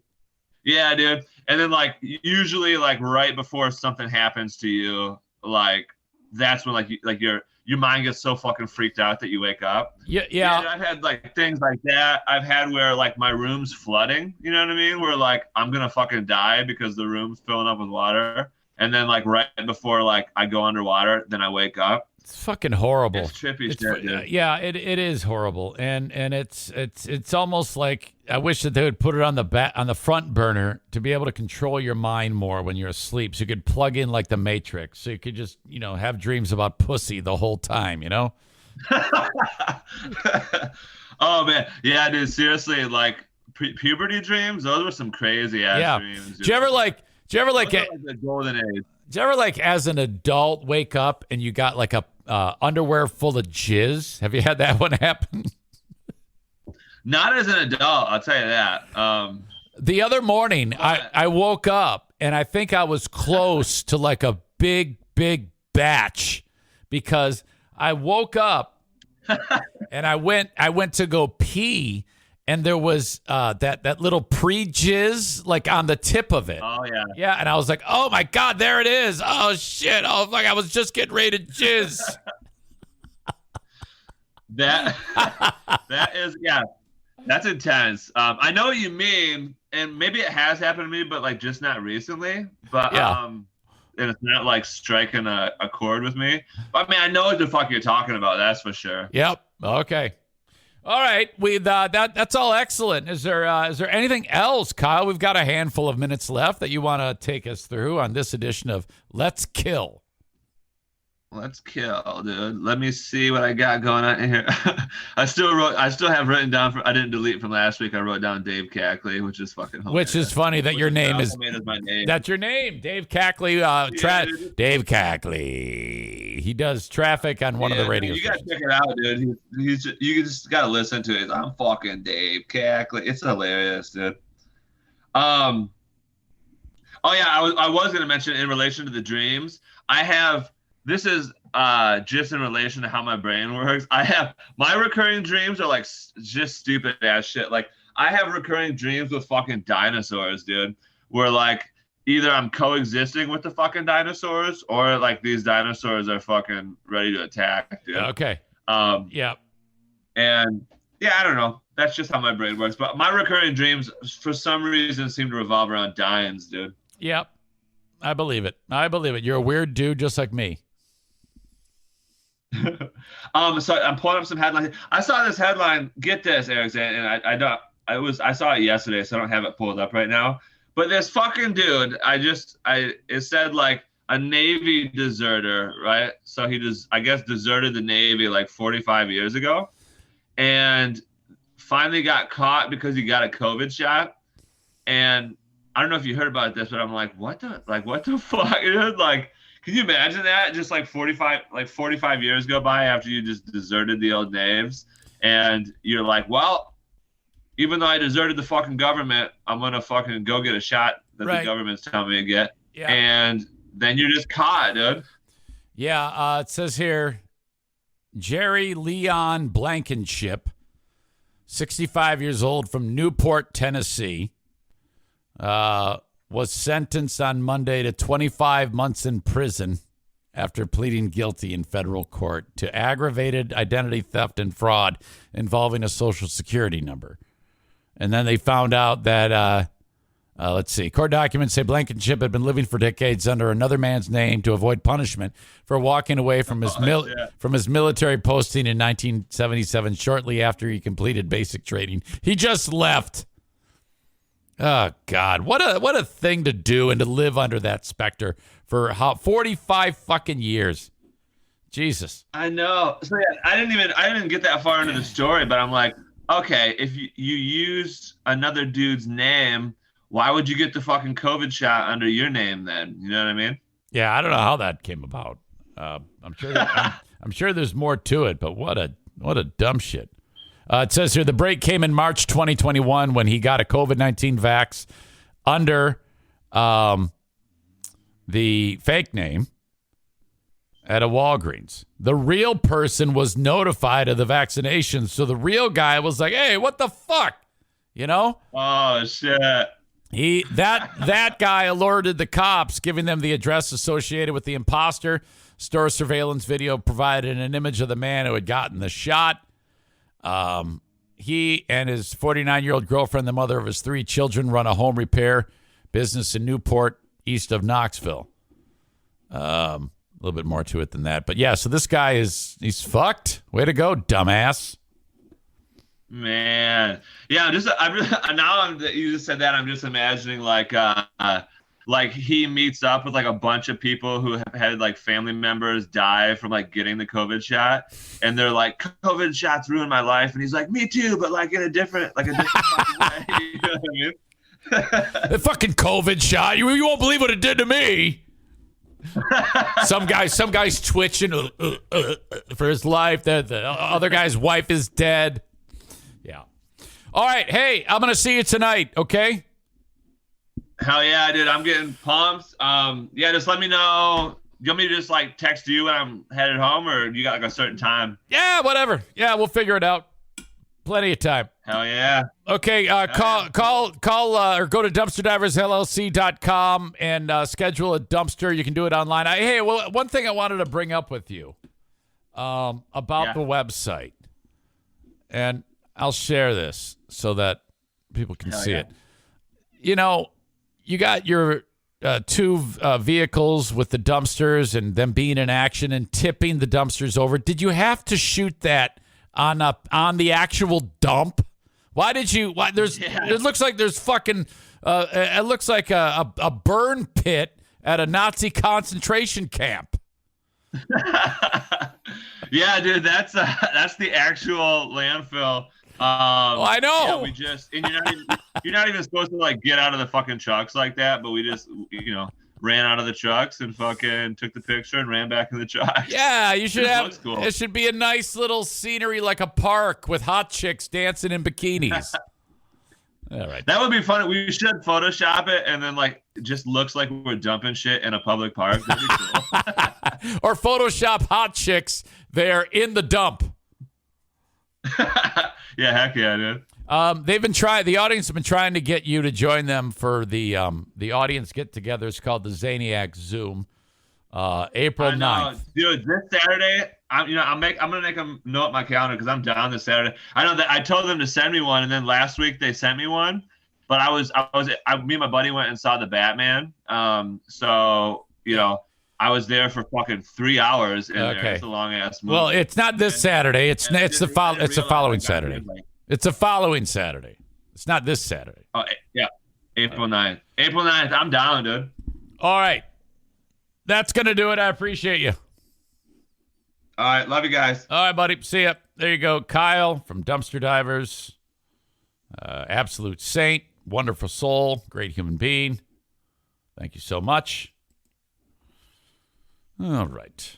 Man, do I gotta pee.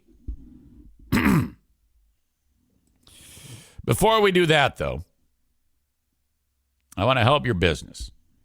Reach out to me, eric@ericzaneshow.com, and I'll tell you how it works. I'm always looking for new sponsorship.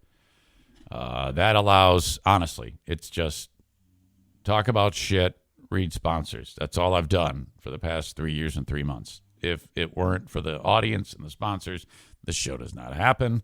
Thank you to the sponsors for keeping this show free. Let me help your business. Send me an email. Hey, Eric, tell me how it works, and then I will take care of the rest for you. Like my friends at Full House Comedy. Excuse me. Go see a comedy show. All you have to do is log on, fullhousecomedy.com. I'm getting, say, hey, you need to interview Donnie Baker. Well, the show's been canceled. Well, at least the Thursday show was canceled at the Park Theater. Don't know what's up with that. It looks like the Friday show at Back Alley Comedy Club with Donnie Baker is still happening. Anyway, fullhousecomedy.com for all the area shows. Emma Willman is live at the Corner Bar tonight. And then Friday, she's at the Listening Room. Saturday, she's also at the Listening Room. Sunday, she's at the Park Theater. Who else we got? Christopher Titus. April 2nd. That's coming up Saturday. 2 shows, 7 and 9:30. All right? Tickets for these and other shows, including Eleanor Kerrigan, available at fullhousecomedy.com. There's a number of different venues under the umbrella of Full House comedy. None of these shows booked by the cocksuckers over at Funny Business. Fuck them. This was all put on by the one and only Big Dick Donnie Beltman. Thank you, Donnie. Irvine's Auto Repair, Grand Rapids Hybrid NEV, 616-532-6600. Get your car repaired at Irvine's. If you are in West Michigan, it is worth it to reach out. Man, they are more than doubling the size of their business, too, with a nice addition to the establishment. They are growing at a exponential pace. Thank you so much. Irvine's Auto Repair, Grand Rapids Hybrid and EV. If you need your car repaired, that's where you take it. Trusted source. I get emails all the time from people saying, hey, I did what you asked, and I did it and took the car there, and I'm so happy I did. They are absolutely the best. 616-532-6600. They've got rental cars for you if you want to borrow one while yours is being repaired. Early bird drop-off. You can pick it up after hours. Everything is taken care of. And the best technicians in the business. Specializing in European, Asian, domestic vehicles. Not to mention hybrids, EVs. About the only thing they won't touch, Volkswagens. Thank you to Irvine's. Okay. Your old pal Eric Zane's got to go tinkle. Here you go. I'll be right back. When I said here you go, you're not getting anything. I'm not giving you anything. All right. Hang on. I'll fade. A lot of tinkle there. Oh, my God. I don't know if you saw this. This is, let's see, where is it? There was a lot of reunions at the Oscars. Francis Ford Coppola, Al Pacino, Robert De Niro got together at the Oscars. You had the Pulp Fiction folks, Travolta, who looks ridiculous with that. He needs to go back to wearing the wig. Looks stupid. And Uma Thurman and what's his name? Guy who played Jules. Black guy. God, what's his name?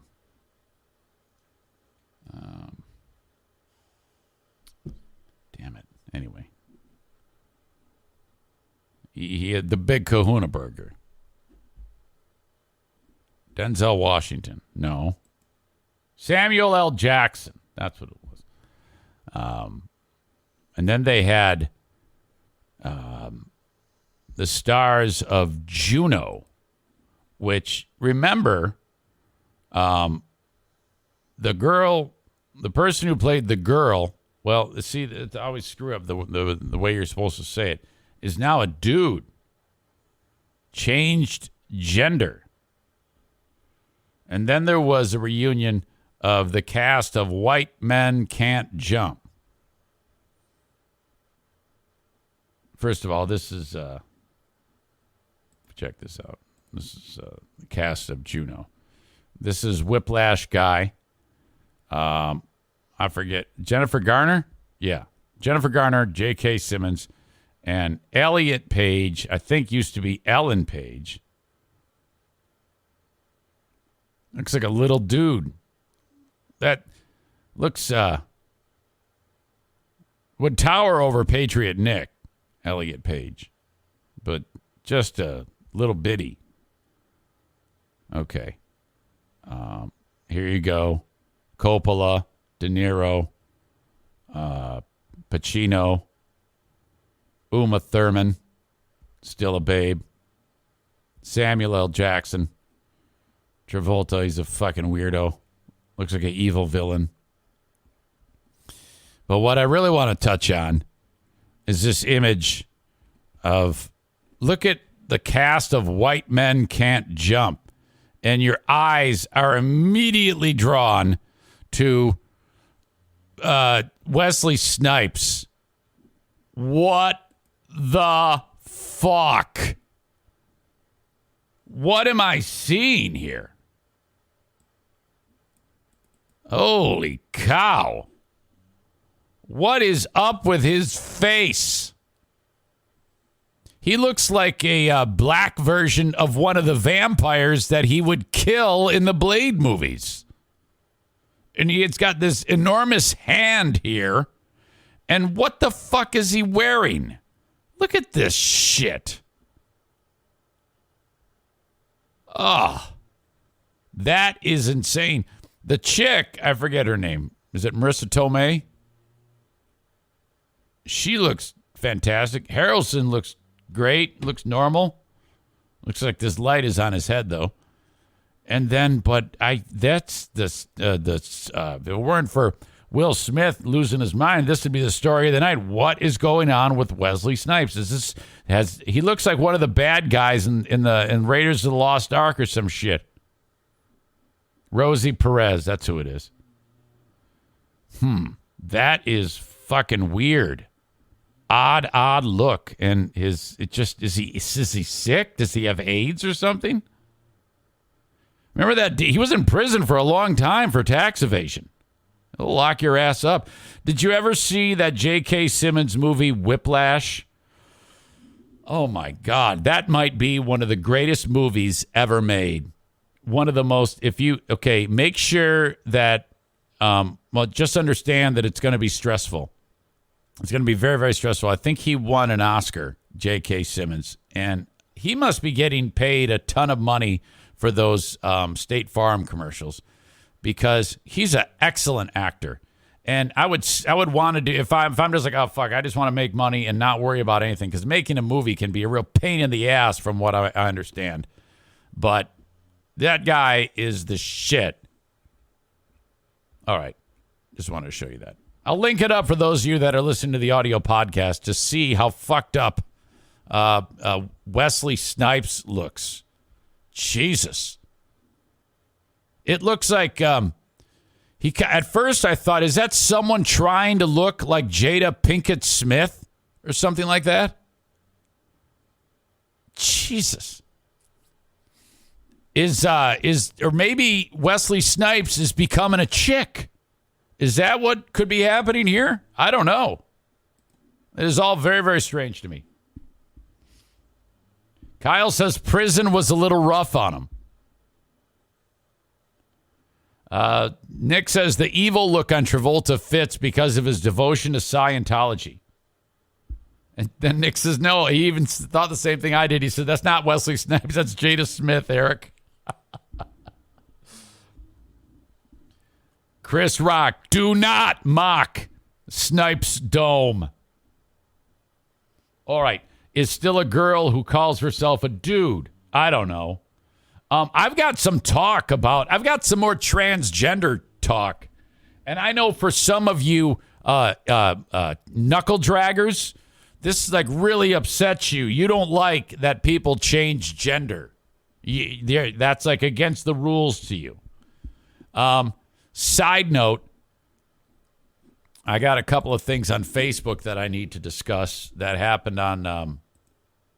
First of all, I want to get into the old ladies that I got into a war with, and then the flying peanut emerged to kick all manner of ass. When I say the flying peanut, that is the finishing move of our very own fuckface Nick in Portland, Maine. Similar to like a flying elbow from the back of the room, it can only be described as the flying peanut because it comes from him, because he's little. But, oh man, I got into this on the Patreon a little bit, and it was simply my meme that I posted of the Step Brothers Photoshop movie poster that changed to Slap Brothers with Juwan Howard replacing Will Ferrell and Will Smith replacing James C. Riley. What's his name again? William F. Riley? John C. Riley. So, all right, great. And then, that is as safe and saccharine of a bit as you can possibly have. And then some old lady weighed in, and she wrote, Judith wrote crude, and I wrote old. And then that was it. And I talked about it, and that's all that the Flying Peanut needed to see because he wrote, Jesus, Eric, you're like an archaeologist finding all kinds of fossils today. Excuse me. But no, we weren't done there. Ruth, who is like 89, wrote, not funny. And I wrote, not young, back to her. Well, the Flying Peanut heard that, and he wrote, this one was my favorite, also, not moist. Oh, fuck. And that's when I wrote, oh no, Flying Peanut, there it is. And then Nick wrote, to Ruth, Grandma, leave Eric alone. You've got blankets to knit. And then Pellerito gets involved and says, someone please Will Smith this lady. God damn it. So it all worked out. All is well. All is fine. Thank you. Notifications. And let's see. There was something on Zaniacs United that I wanted to show that I'm fucking up here. Okay. Give me a second. Slow computer. Zaniacs United. It was a my Mount Rushmore of erotic bliss that Jason posted. And Jason Rogers.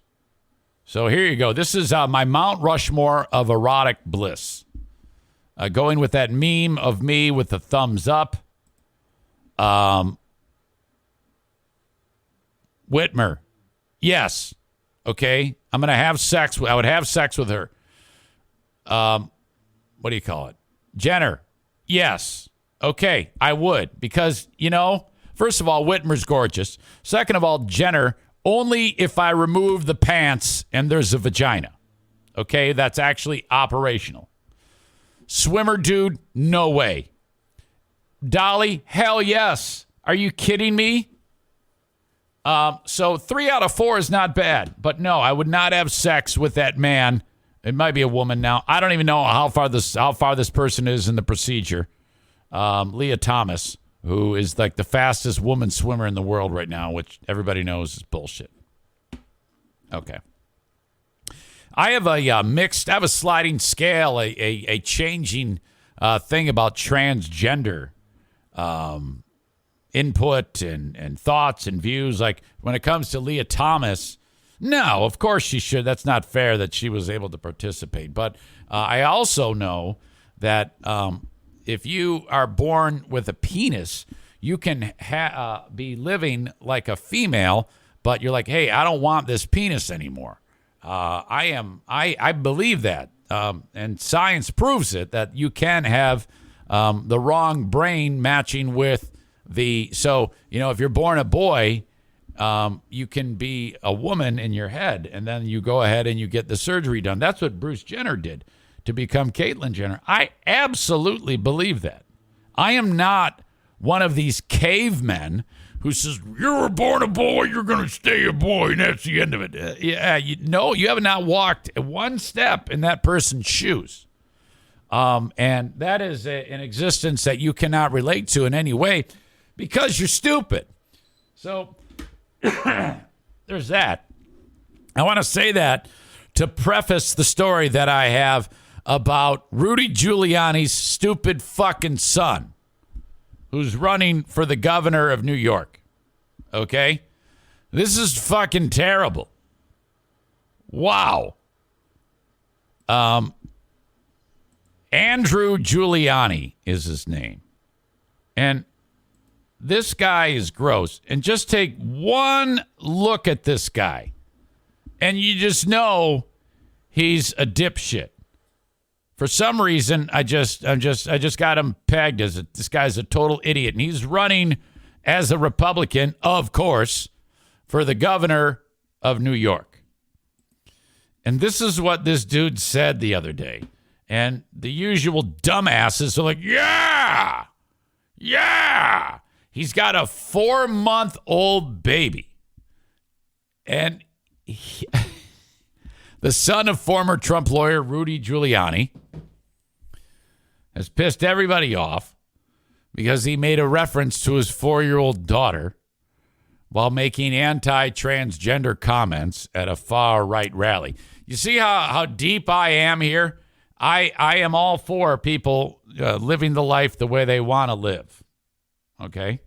But at the same time, I don't support Leah Thomas's efforts to compete with women in the swimming event, okay?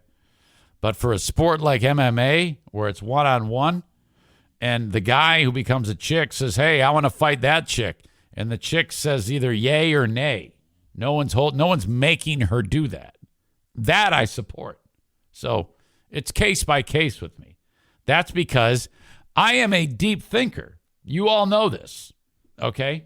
I have I have a wonderful brain that really thinks these things through and then bases an opinion based on plenty of thought. You all know this, okay? And I change my mind based on information, and that is okay. And you guys always bust my balls about that. And it's like, why is that a problem to change one's mind about any topic at all? I mean, I changed my view on Trump. Remember, I voted for Trump. And then I changed how I felt about it and said, this guy's a fucking clown. Fuck this guy. Okay? Andrew Giuliani was condemning options for transgender people during a weekend event. And he said, concerning his 4-month-old daughter, that he, quote, looked under the hood. Yeah, I looked under the hood at my daughter, and she's going to stay a woman. So, fucking A, man. This article says, aside from being cringeworthy and just weird, Giuliani's comments were factually wrong. Scientists say anatomy doesn't always match or determine someone's gender. That's true. No matter what you tell me, that is true. That's why these people cut their dicks off and cut their boobs off. Or women become men and men become women. It's science. It's indisputable. It's fact. No matter what you tell me, this is a fact, okay? Doesn't mean, do I like it? No, I don't like it either. If my son came up to me and said, Dad, I want to be a woman, I'd be like, oh, fuck. Okay, now I got to process this. Does it mean I'd stop loving him? Of course not.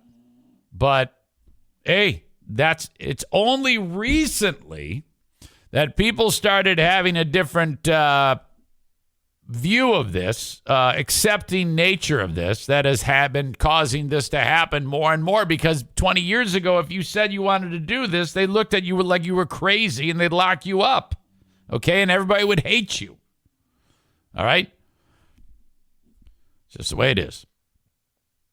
All right, the comments come as Republicans are targeting transgender people in state legislatures across the country, particularly that with bills that would ban transgender youth from participating in school sports consistent with their gender identity. Yeah, I know. And I actually, again, yeah, go ahead and change your gender, but that doesn't mean it's going to be fair if you have to play sports. So that needs to be looked at too. I am not all in on this, okay? Not all in at all. But this guy is a sick fuck. If his bid for New York governor were successful, he'd likely follow other conservative state leaders in trying to restrict the rights of transgender people. He added, first of all, Giuliani also said his daughter made a promise. He goes, my daughter made a promise to me. Well, I held her hand and my wife was sleeping. So this is a 4-month-old, so the kid didn't make any promise. He's just saying this. And I get emotional thinking about it. But she made me a promise. She shook my hand and said, I'm the only boyfriend till you're 25 years old. Shake hands. Now, I hope he's kidding. Oh, God. He added, so I've changed the diapers. I've looked under the hood. She's a woman. I'm going to be the last guy in a long time that looks under the hood. But guess what? She was born a woman, and she's going to stay a woman. It's that simple. Critics grossed out by his comments are also gagging on social media over the creepy comments. Political commentator S.E. Cupp writing, "I'm gonna barf." Musician Eva Friedman wrote, that Andrew Giuliani quote is going to haunt me for the rest of my life. Now, there are people that exist in the world that are going to vote for him because he said that. Oh, my God. To each their own, I guess. But that's fucking sick. Jesus. All right. Let's see. Where are we here? I got an email from Tim concerning a story about an attempted break-in in Grand Rapids. What are your thoughts on this? I've heard before that you aren't able to shoot if they are not in your home. Either way, another dirtbag dead. Well, yes. And what is he talking about? Well, I'm going to tell you. Some idiot had been breaking into people's homes in Byron Township area of Michigan. And then just over about 30 hours ago. Wait a minute. No, I take it back. 10 hours ago, some dude tried to break into a house in Byron Township. And so he's got his tools trying to get into the house. He doesn't know he's being watched from the inside by the homeowner. From what I can see, well, I know the guy's dead. He got shot and killed. Deputies arrived. They found 39-year-old Middleville man near the home, dead, outside of the home. The suspect's name has not been released. Deputies believe the suspect may have been involved in 2 vehicle thefts overnight and tried to steal a car in the same area. The sheriff's office said it appears the two do not know each other. There is no threat to the public. So the guy's trying to break into the dude's house. And homeowner shoots him dead. Now, I think I know the answer here. So I'm going to bring in Steve Prince here. Maybe he can help us out. Retired U.S. Army major. It's just a good time to catch up with him. He's always so busy, though. Hopefully we'll catch him.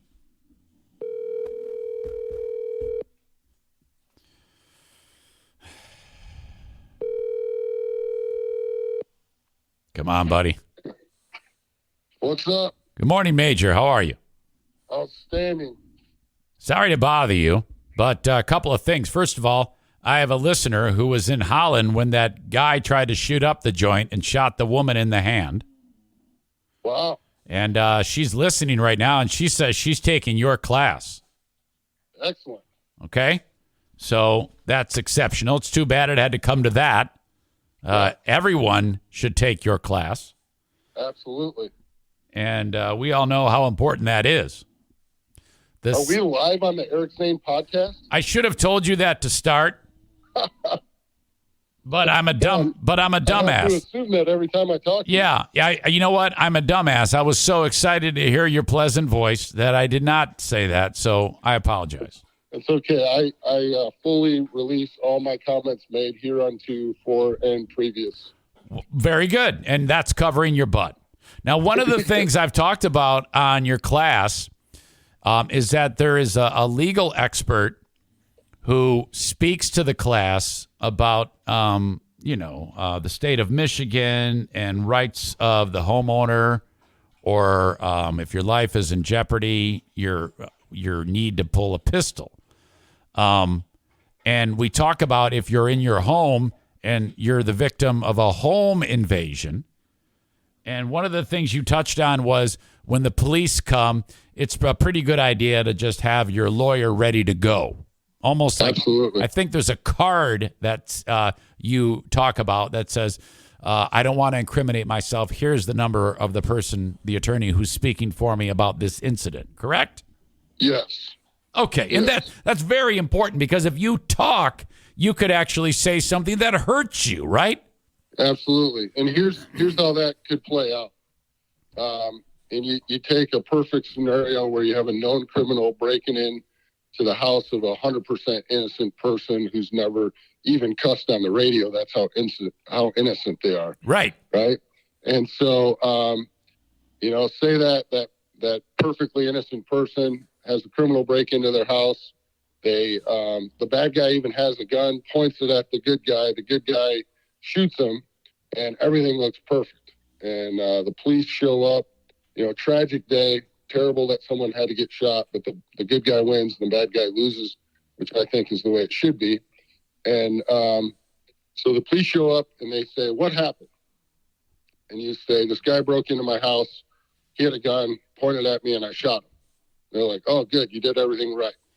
And then they're like, "Hey, we need you to come down to the airport. Or the police station. We need you to come down to the police station and make a statement."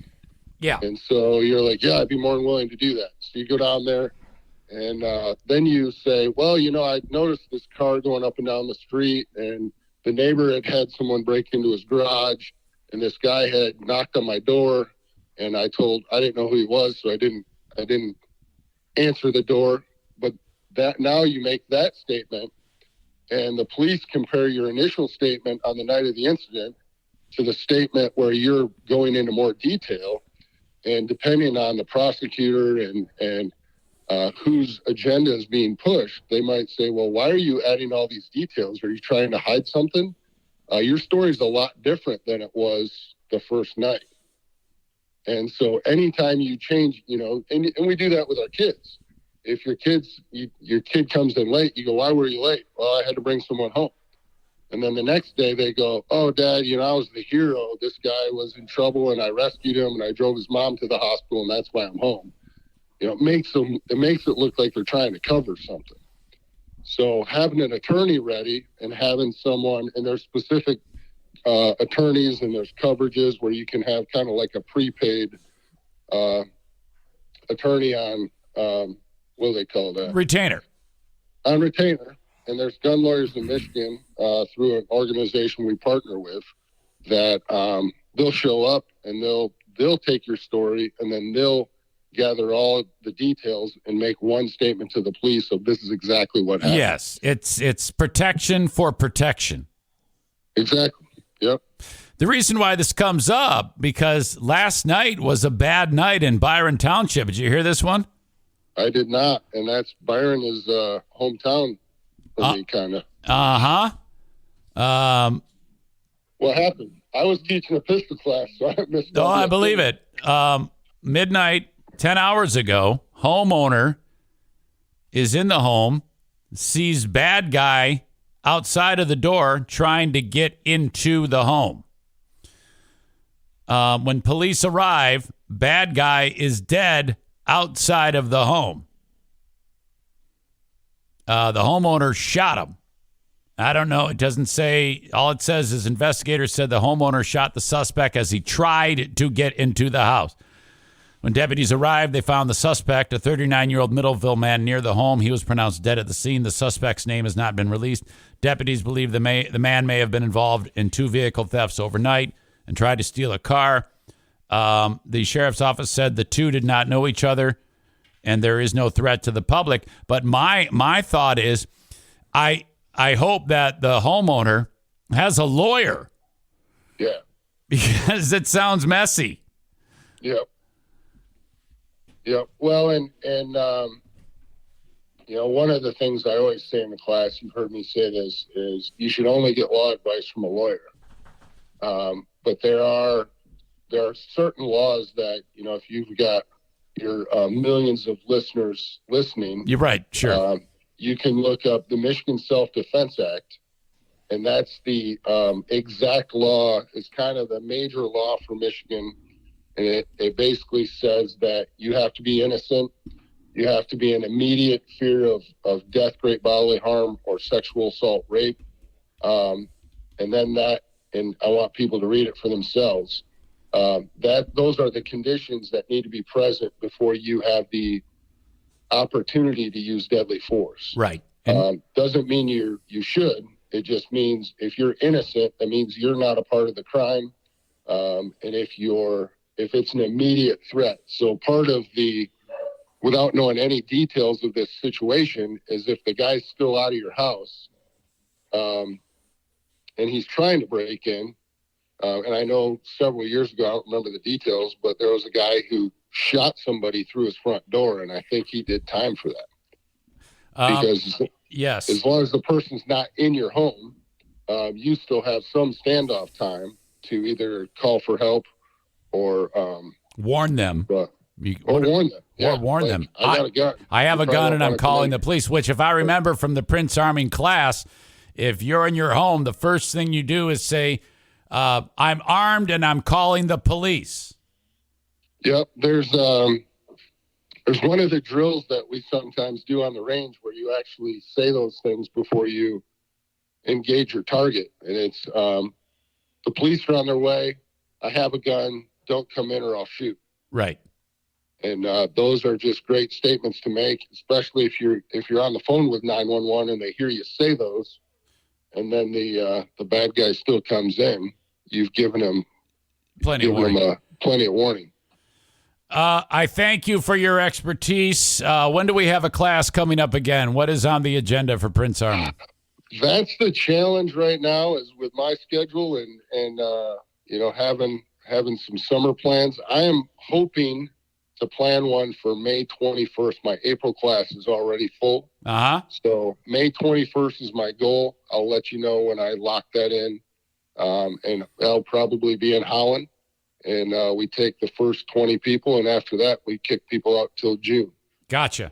So, in your experience, what is the favorite gun of a lady? A 38? Of a lady. See, I don't... a 38, in my opinion, or if you're talking a 380 semi-automatic. Correct. Most of those guns are really small and hard to shoot. Okay. And I would say one specifically that I would recommend everybody stay away from is the Ruger LCP. Is a double action only 380. It's a very small gun, very long trigger trying to shoot.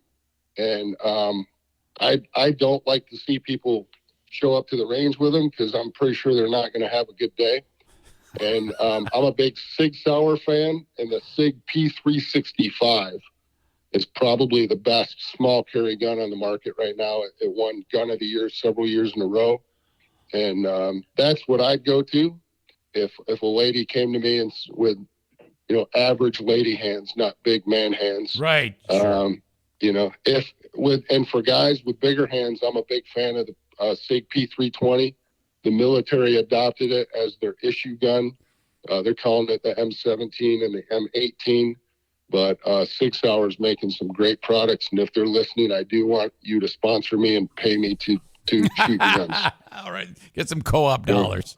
Okay. All right. I love you. Thank you. All right, brother. Love you too. Take care. All right. Peace. Steve Prince. Legendary. Absolutely legendary. So I'm not a lawyer, but I think that guy's going to could be in some trouble, frankly. I don't know, man. Should have dragged a foot into the door or something. I don't know. Maybe I don't know. That would be tampering with evidence. Probably not a good idea. All right. Thank you to Steve. He's an absolute gem. All right. Where are we? Boy, we're getting long in the tooth. My God. Cameo.com/Eric Zane. I'm there, and I want you to sign up for me on Cameo. I would love to have you join me and hire me for a roast. Cameo.com/Eric Zane. Asshole of the Day coming up, brought to you by TC Paintball and JM Synthetics. Sarah Honda Granville. If you need a car, get a new Honda at Sarah Honda Granville.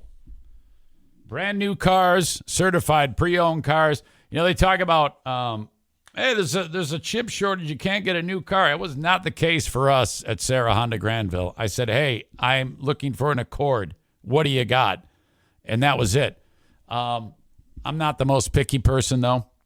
I guess if you're super picky, you might have to wait a little bit. But my point is, if you're doing some car shopping, go to sarahhondagranville.com, either online or in person.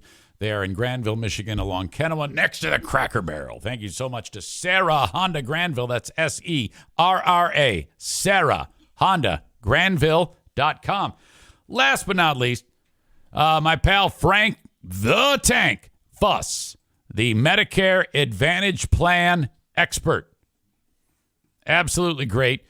So if you have someone in your life, okay, I want you to think right this second of someone in your life that you know or love, okay, who is over 65. Odds are they're all set with their Medicare insurance. The one thing is, though, that if they don't have someone like Frank going over every detail of their Medicare policy, they might not be getting all that they're entitled. That happened with my brother-in-law. So I talked, since I'm in charge of all that shit with my brother-in-law, I talked to Frank for 10 minutes, gave him some information, and he goes, yes, there are things that your brother didn't do when he signed up for Medicare that he should take advantage of now. He'll pay less and get more. And I'm like, oh, my God, Frank, what do I owe you? He goes, nothing. My services are free, and they are. So do this on behalf of your loved ones. Encourage them to reach out to Frank Fuss at My Policy Shop Insurance. Medicare recipients, 616-914-4070. That's 616-914-4070 for a Medicare checkup.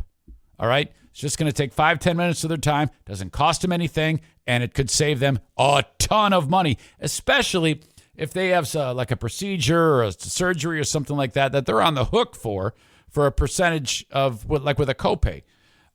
So if you don't have all the boxes checked, you might be missing out on more coverage. Get a hold of Frank. Tell him I sent you. Call or text 616-914-4070. All right. Honestly, I could make Will Smith asshole of the day every day this week, but we're going to go with Andrew Giuliani. That is your asshole of the day. That guy's a piece of shit. Fuck him. Looked under the hood. The fuck are you doing? Okay, so that sick fuck is the asshole of the day. Thank you, folks, for being here. As part of the Eric Zane Show podcast, I will be available again doing the show on the Patreon bonus podcast. Don't be a stranger. Join me on there. $5 or $10 a month. I want to see you there.